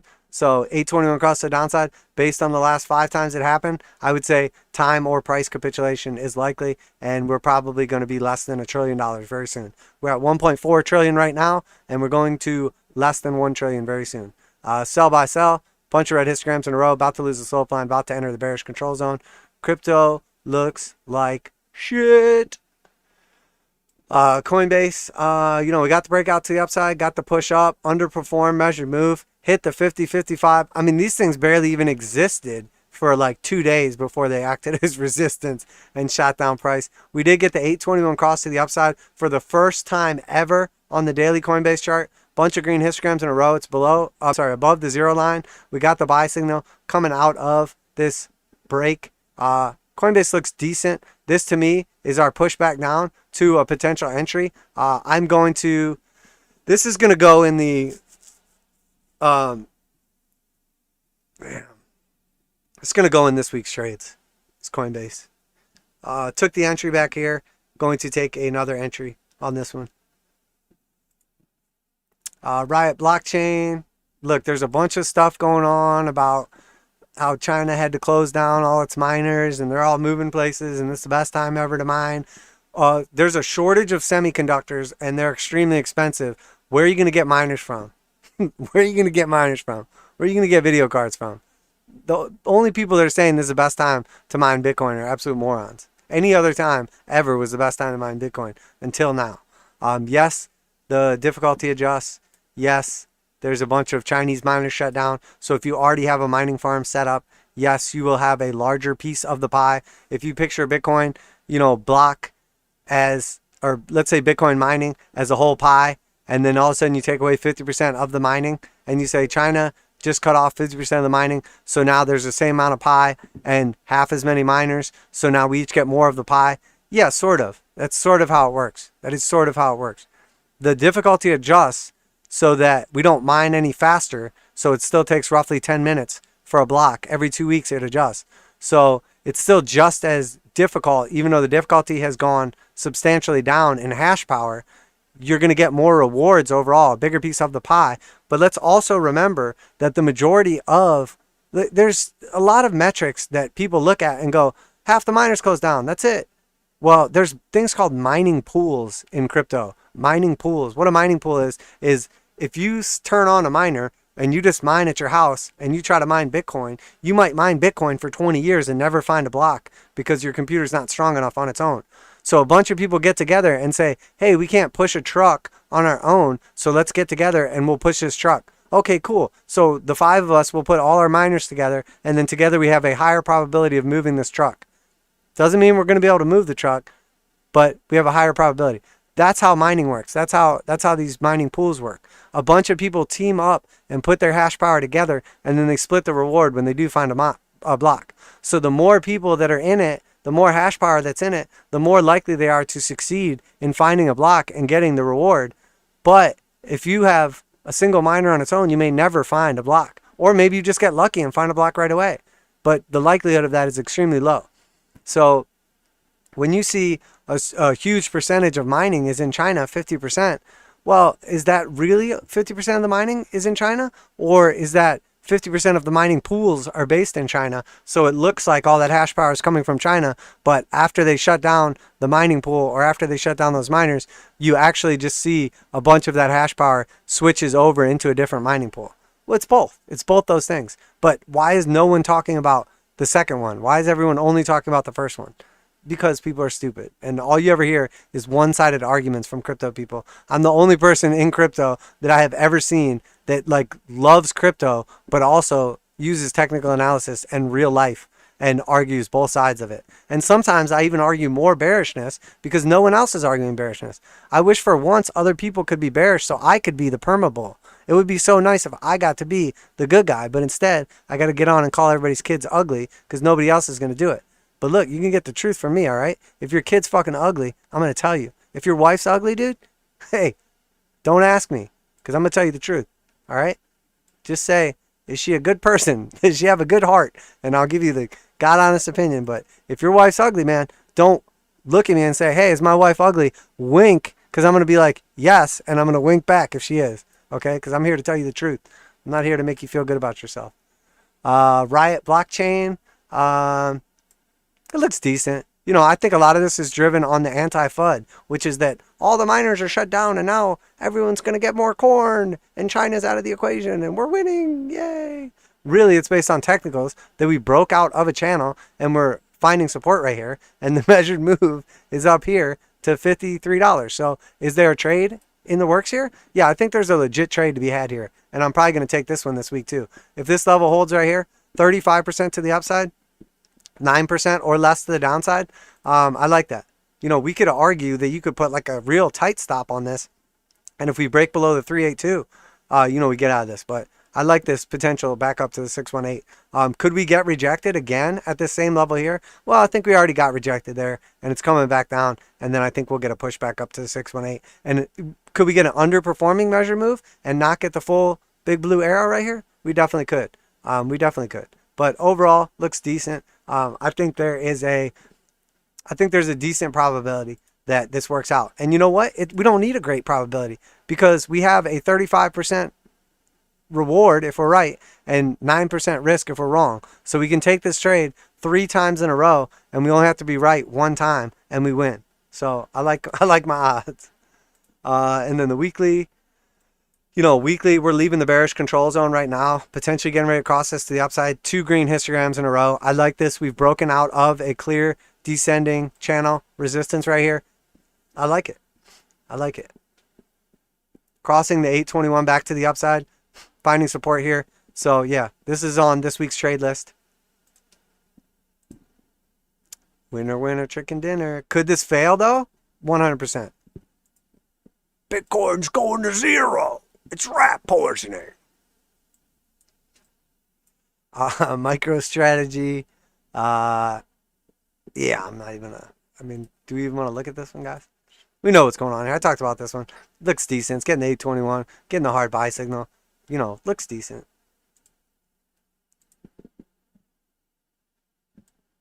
Looks decent until you look at the monthly, and then it looks absolutely horrendous.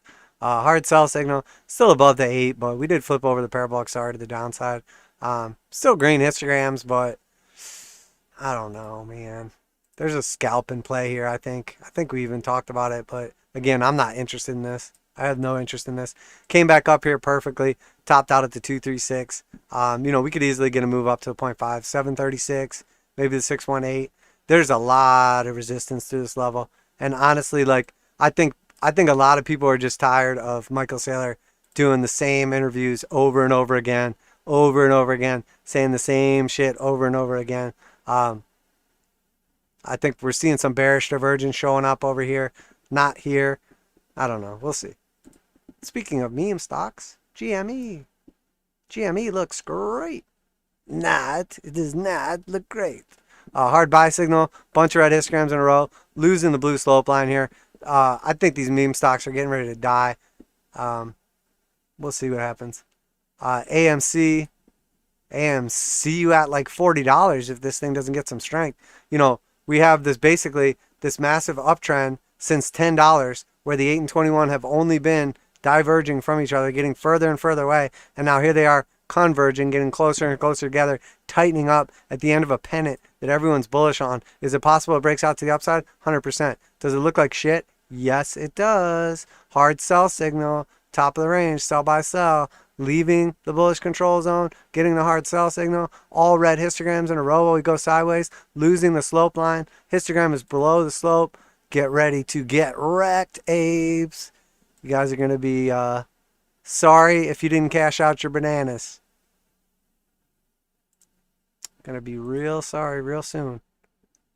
Weekly looks good, though. Bunch of green histograms. Nice little trend here. It's definitely possible this thing sees continuation to the upside. We'll see, though. We'll see. Somebody's going to make a ton of money, selling call options or buying puts on AMC. And you know whose money that's going to be? It's going to belong to the diamond-handed apes. And they're going to end up losing everything. Bed Bath & Beyond. Headed back down here to the bottom of the channel, or bottom of the triangle. We'll have to see, though. Does it come back down here to the $28? This is what we were talking about. Basically got a 28% move, held on to 7% of it, gapped up, sold back off, and now where's your 28% move to the upside? Well, you're up 1% since then. So the other 27% is hopes and dreams, and now we're headed back down. Does this level hold here at $28? Probably. If not, we're going to $23, and then eventually I think this thing breaks out, giant descending triangle to the downside, and Bed Bath & Beyond is probably not going to look so great in the future. DraftKings, I want to take another look at this one. Again, 200 exponential and simple moving average are just flattening out again. Kathy Wood put the bottom in over here, and then we put in another lower high. Looks like we're getting ready to just break back down. Eventually, I expect this thing back at $38. DraftKings or Draft Queens, if Kathy is right and I'm wrong. Did we do tech already? No, we didn't, right? All right, Tesla. Okay, so yeah, obviously group members, I told you guys I was closing positions. Took profits on Tesla on that little push up here, and now it looks extremely bearish. Looks like we did top out at this key fib level, at our red box level. Our trade played out perfectly. We did about 20% profit on that one. Great job. Great job to everyone in the group. Great job to everyone who took that trade. It's not financial advice. I'm not your financial advisor. Markets are extremely volatile. Please do your own research. Trade responsibly. Bumble took profits on that trade at that key resistance level. Did about, over 40% on that trade. Congratulations as well. Hard sell signal came in right afterwards. Again, I notified the group. Taking profits on that one. Congratulations to everyone who took that trade. eBay, excuse me, kind of hanging out partially through this one. I did not take this trade, but the setup has been present for some time. Looks like it's going to consolidate. I'm not going to buy into this breakout. If it comes back down and this level holds, I will take a buy on this. PayPal, majority of the way up. It's holding that 786 level. I really do think this thing's going to burst up here and either double top or see continuation. Measure move has not finished off. We're up, I think, like 12 to 14%, something like that on this one. The first target is 17%. We are seeing a pretty heavy divergence signal, though. This thing could top out at any time. I don't want to give back the whole thing, but if it loses this level, I'm potentially going to start looking at getting out of this trade. But in the meantime, what's going on here? I think we're, with the exception of this little guy right here, that little guy, don't worry about that little guy. We're holding this support. So if we hold that 786 and we hold this little green line I put in now, I think it plays out. If we break down from it, come back up, retest, and it fails, I'm going to take profits and get out of that. Baidu, right back down at the entry. Still bullish on this. I expected, like I said, this thing has basically just been going sideways for a while, but this one's going into the long-term portfolio. Definitely looks good long-term. But again, we could easily see sideways or down action. Alibaba, same thing. Looks the same. We're damn near right back down at our entries. But I really think this is bottomed. I think we're just retesting our breakout. This blue line right here. We broke out from it. Came back down. We're testing a support. Probably this one's going to go into the portfolio, which you guys will see. That'll be static videos that I will release probably once a week and then do a recap on the 4th one of every month. And that is going to be basically for like the IRA. It's going to be a IRA that I'm just starting up specifically for the channel. I will be adding like $125 a week into that, or $500 a month. I'm not necessarily just going to put in $125 every single week. I'm going to basically have $500 I deposit at the beginning of the month and throughout the month as I see nice entries for long-term holds. Ideally, I may trade within the IRA some, but I'm looking more to buy and hold in that portfolio, not to be like making a million trades on it. It's going to be separate from my actual trades. It's literally going to be us building up like a retirement account together, so that people can see the benefit of, value investing over long periods of time, and we can see it grow together, etc. But it's not financial advice. I'm not your financial advisors. Markets are extremely volatile. Please do your own research, trade responsibly. The Roth IRA, I'm sorry, it's not a Roth IRA. The IRA is going to zero. NEO, this thing may have topped out. I was expecting it to top out around this area. We already hit the trade setup. Unfortunately, you guys know I missed the entry on this one, but it is what it is. I normally don't like to chase things. Should have chased this one, I guess. But we'll see. I really do think there's still potential for this thing to come way down. So we'll see what happens on this. Oh, this is Kathy Wood's new meme stock. BZ. It's Kanzun Limited. Basically, again, she's trying to carve out the bottom on this. She took the buyback here for like millions and millions of dollars, and it's only sold off since then. This is the daily. This is the support level that needs to hold. If this does not hold, it's going to do the same thing all these other like IPOs or direct listings, etc. do, where they pump up, people don't take profits, and then they sell back off lower. So, maybe, I don't know, maybe once this thing loses 50% of its value from, either the top, or it topped at 44. So maybe I'll start looking at it at $22 or 33. So between $17 and $22, I'll look to get into this one. If you trust Kathy Wood, you can buy into it right here and already be down a buck on it. If you trust me, you can wait and see. And I suspect that we'll probably get this thing at 50% off or more. But what do I know? I mean, Kathy Wood's managing billions of dollars, so she's doing a great job too for the last 6 months. She is not doing well. Peloton. Old Kathy the meme stock. She should make her own stock. Her next ETF should be ETFK or ARKK. Oh no, she can't put another K on. That might be inappropriate. What about ARKW? Wait, she might already have them. There's just so many of them. I can't even keep track. But ARKM for meme stock? That'd be a good one. Peloton. Looks like it's topping out here at the 618, which is not surprising. Let's see what happens, though. Does it come down here, put in like a little inverted head and shoulders and push back up? Maybe. Apple looking strong, looking the strongest of any of the mainstream stuff, pretty much. Potentially retesting the all-time high. Looking good so far. We are up a decent amount already on this position from the breakout. Already up a solid 8%. Apple is a blue chip. It's not just going to go parabolic, but the first measure move is 17.8%. The 1.618 is 27%. I mean, you could have literally just bought Bumble and then took profits on Bumble, and then now you could buy Apple at a higher price. but just get 40% more of it or 30% more of it. So I don't know. But should you have Apple in your portfolio? Yes. Is now a good time to buy? No. It looks like it's getting ready to top out here in the near future. We should have a better opportunity to add to our Apple position. But at some point in time, I expect most of these blue chips to end up in the IRA. So have no fear if you don't have any Apple right now. We can all buy it together later. Zoom video, broke out of the channel, got our first measure move, on our way to the second measure move. Going to add to it if it gets a nice little pullback here and hold support. It does look a little bearish right now. I expect this thing to just go sideways, maybe touch back down into the channel, but as long as the channel holds, definitely looking to get into this one. Again, I think it's hard to call this a blue chip right now, but I think long term, we'll look back at Zoom at $400 and that'll be nothing. I think it's going to go into the thousands eventually. Maybe it gets dethroned though. Who knows? Goes to 0. Shopify. Looks like it's topping out. We'll see if this level holds. We'll really see if this level holds. It definitely looks like it's topping out. Etsy. Looks like it's topping out. I mean, we'll see. Maybe I called the top on all these things again. I don't know. This could easily come back down, find support, move to the top, and, yeah, we could definitely see some further price action to the upside, but, I think this thing was tired. Looking tired there, buddy. Maybe you want to lay your head down for a minute.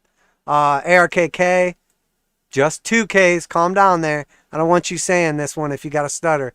ARKK. Yeah, we took profits on this one. Obviously, everyone in the trade group knows. Took profits at the 618. I would rather see it come up here to the 786, get that measure move, but let's be real. These are like the underperforming stocks of the century since they got popular. 15%. Again, should have just bought some more of the Bumblebee. Should have literally bought like any other tech stock. But overall, I think long term, these ARK funds will do well. But, there's just way too much money going into these things. And she's just buying up everything, trying to pick bottoms. It's just... This is what happens to fund managers, though. You get popular because you do well, and then you start doing dumb shit, and then you underperform for like the next 5 years afterwards. So, Cathie Wood was a contributor on CNBC for a long time and had like one good year during a parabolic bull market after a pandemic. So let's see what her next 5 to 10 years look like. I think long-term she'll do well, though. She has the right idea, but short-term, I don't see anything good. ARKQ topped out here. Again, underperform. Selling off here. Pathetic. Did we do it? Oh, we still got commodities. Almost, guys. We almost did it. Let's see what's going on over here in the old chat. I'll gobble up Bitcoin at 1,300. Will you, though, our kids? Or will you be scared? Because I'm not going to lie. If Bitcoin goes to 1,300, I'm going to be scared, bro. Eddie the man says, ha ha ha, 1,300. Hey, man, you're laughing now, but if it goes to 1,300, I bet you'll be crying. But no, for real. I mean, again, it sounds crazy, but I gave a long, in-depth video on why it's possible, and Bitcoin is very close to doing things it has never done before, and they're not good things. XAU, gold. Basically underneath the 200 exponential and simple moving average, we have now lost the slope. What does this look like to me? Well, look, we went into a bull trend here. When we got above the 200 exponential and simple, we came down, retested them, found support, and saw a massive move up after that. And now here, we have broken down below them, and now we came back up, tried to find support, it failed, so now they're acting as resistance. So are we now getting ready to go into a bear market, getting ready to go into an elongated consolidation pattern, getting ready to go into a deflationary environment, which I have been saying for months was going to happen eventually? But even though I've been saying we're going into a deflationary environment for months, I've been making money trading stocks and crypto in the meantime, because while I can look at a macro view, I can still make intelligent decisions and make money. I don't just have to say, I love gold and I'm all in and everything else is garbage, or I love Bitcoin and I'm all in and everything else is garbage. I use my actual brain, which I think is what everyone else is here, because they also use their brains. Or maybe you guys just use my brain. I don't know. But regardless, gold does not look good to me. It looks like we are going to sell off and go into a long consolidation pattern to the downside. It does, however, look like we will get potential further upside position move here. We'll have to see though. You know what? We'll really have to see. Gold does not look good right now. It was trying to get a golden cross back to the upside. It got a, you know, death cross back here, and well, closer to like right here and right here. Got a death cross, and then that was the actual absolute bottom. Tried to push back up, tried to get the golden cross, and failed. And now it's more likely, I think, going to get continuation to the downside. Silver. All the little Reddit traders in the whole wide world couldn't push silver up to a new all-time high. Silver squeeze. Silver is just as guilty as anybody. There's like a cult of silver people on the internet, and you can hear they're just like ready to break down in tears because they bought all this silver. They were waiting for silver to be their time, but really, they're just, I mean, what is a silver trader really? They're just like, I love silver, don't get me wrong, and I don't want to hurt anybody's feelings, but silver is like the XRP of precious metals. So, hard buy signal, bouncing the 200 exponential and simple, but they're both flat. I suspect we put in another lower high, and then it rolls over, and does not look good. XAU to XAG, gold-silver ratio, broke out, came back down, retested, going sideways, eventually goes to the upside, which means we have now on the weekly flipped over the slope line blue below the zero line with a bunch of green histograms in a row. We are getting a hard sell signal now, so maybe we see a little more of a push to the downside, but this to me, this bullish divergence that we've seen right here, tells me that it's going to cost a whole lot more silvers to get a piece of gold in the near future. And unless gold goes absolutely parabolic, it probably means silver is taking a shit. XPT, platinum, broke down below 200 exponential and simple, came back up, tried to get back above them, is currently getting rejected at the 200 exponential and simple. And while we could see some further upside here, I think it will just be to another lower high. But I'm looking for platinum between 800 and $1,000. We'll see what happens over time. USAS, maybe putting in a bottom here, still looks terrible, lower than I was hoping that it would go. But I'm not currently adding to this position. I really got to see what happens. We did put in some bullish divergence here. We could see a nice little move to the upside, like 22% move back up here. But, you know, realistically, what's going to happen is it just going to come back up here and then get rejected at this level. It could be good for a 30% scalp, but it does not look great right now. Mining stocks just look like worse versions of gold and silver right now. Doesn't mean I'm not looking for them in the future, though.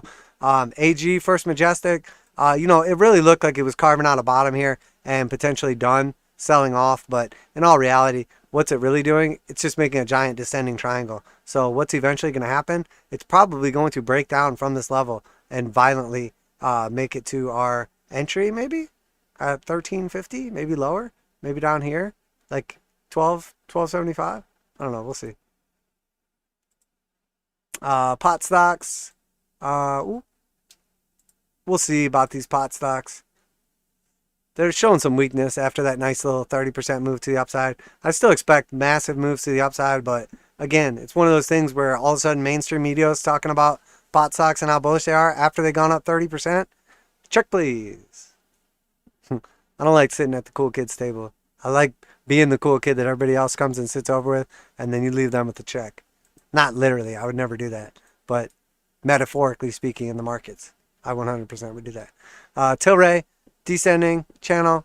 It's tightening. It's wedging together. It breaks out from the wedge. Almost hits the measure move. Comes back down. Looks like it's, you know, it's trying to put in some strength here. We'll see, though. We could easily come back down here to a new low. But, again, this is going in the long-term portfolio.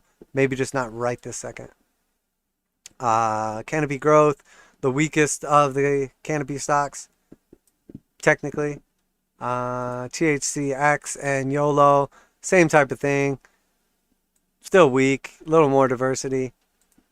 UEC, you guys know how I feel about uranium. I really think that we're getting a little bounce here, but we're going to see continuation to the downside. Again, this got too cool, too popular, too many people are loving uranium. Nobody likes uranium. I'll see you in a year when this looks like a good buying opportunity again. And then, you know, we'll get 10-year bull market out of it, but 30 years down and all of a sudden everybody's talking about uranium? No, thank you. URA, same thing.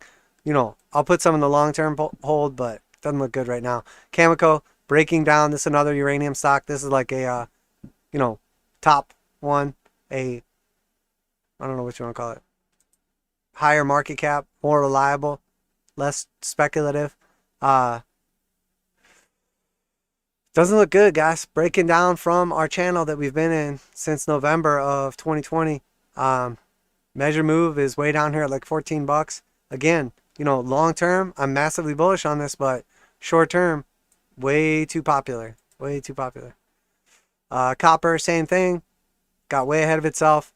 You know, nice, beautiful move. Hit our measured move break from our double bottom pattern back here. Measure move took us up. We hit it exactly, literally exactly within $1, perfectly to the upside. Kept inside the channel. Now we have broken down from the channel. Copper trade is great long term, but in the next 3 months, 6 months, a year, I don't think so. And let's talk about infrastructure. United States be like, let's do an infrastructure package, guys. Let's build up infrastructure that we haven't done for like 30 years, and everything's shit. Our roads are shit. Our bridges are shit. There's whole towns that are drinking lead water. Kids are dying.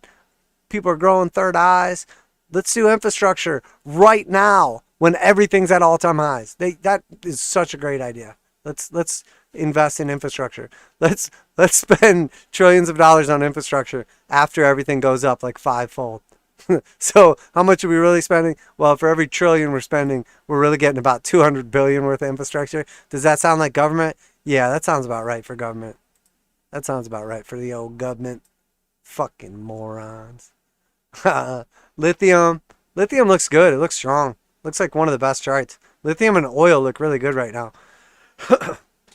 I think realistically they're like holding up energy sector. I like lithium too. If you like, you know, the EV trade, like most electric vehicle companies look like shit, and somehow lithium still looks good. So maybe lithium's the way to go.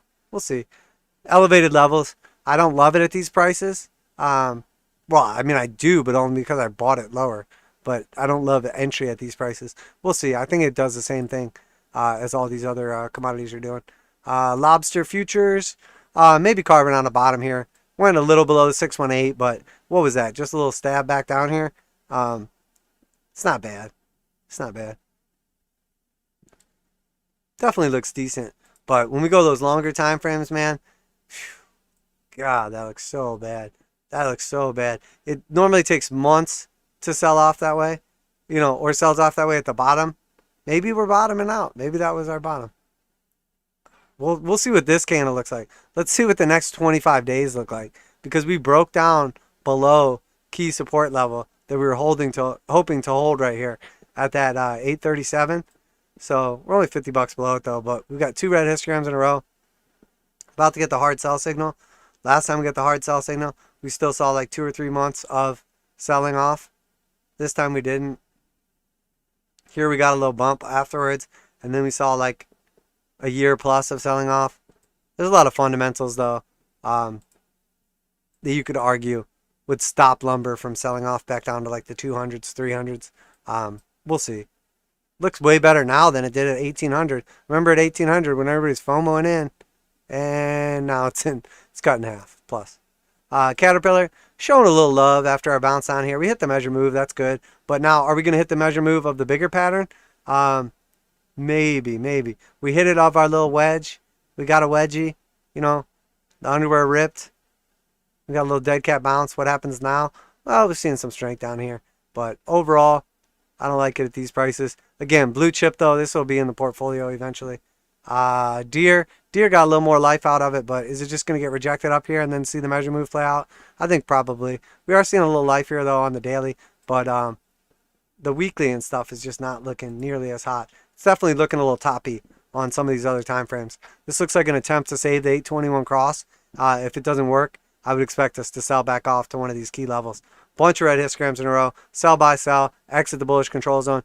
This alone is not a divergence signal until we exit the bullish control zone. So that's why it's so important to wait for all these things to line up. Because sometimes the sell will be after we exit the bullish control zone. Sometimes it'll be while we're in the bullish control zone. Sometimes it'll be a false signal like this, and then we'll still see further price action to the upside. So it's important that we use these things correctly. Bunch of red histograms in a row though. 2 red histograms in a row, you know, and a hard sell signal. pretty much telling you, let's get the hell out of here. 821 cross about to happen on the weekly. Looks like downside. Looks like we're going to get some... Looks like there's a lot of warning signs flashing in a lot of different markets right now, while everybody is saying, bullish, we're just entering a bull market. This is the beginning. Valuations aren't crazy. There's tons of dry powder on the sidelines. Interest rates are going to zero. The Fed can't raise interest rates. There's a lot of reasons to not listen to what anyone's saying, especially not me. But yeah, that's going to do it, ladies and gentlemen. If you're new to the channel, make sure that you like and subscribe, although it's always the same people, which I'm not mad about. Love my community, love my peeps, love the group. If you're not in the group, join the group. Hit me up if you don't know how to join the group. If you're already in the group, stay in the group. Ask me questions afterwards. I'll talk to you guys in there. Like, subscribe, all that good stuff. Happy Independence Day / 4th of July. Yeah. I think we did it. We did it in pretty good time too. 2 hours and 10 minutes. I like it. It's a good time for me. God bless everyone. Stay safe out there. Don't drink and drive. Although I suspect you're probably not like out just raging, getting hammered drunk, watching the stream right now. So I like to think that you're like tucked in on your couch, you know, watching the old crypto trend trader on the big screen. But yeah, that's gonna do it for today.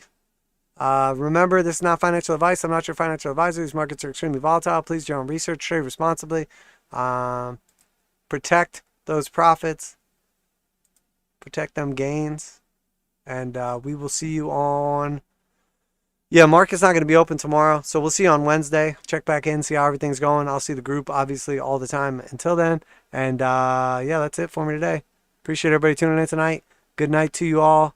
Good night, everyone. Be safe. Have fun. Enjoy those fireworks shows. And as a public service announcement for all of you out there, you know, that are filming 4th of July ceremonies and fireworks shows, no one wants to see your fireworks. We understand they're great and they're pretty and they're fun. But, like, if anyone's going to watch firework videos online, they'll probably just go to, like, the best one ever. Not, like, your little local fireworks show that you thought was cool. So put your phone away. Put it back in your pocket, watch the fireworks in real life, and just remember, no one on Facebook or Instagram or whatever wants to see your fireworks show. But yeah, that's it for today. Crypto Trend Trader. Appreciate y'all. Everybody stay safe out there, and I'm out of here.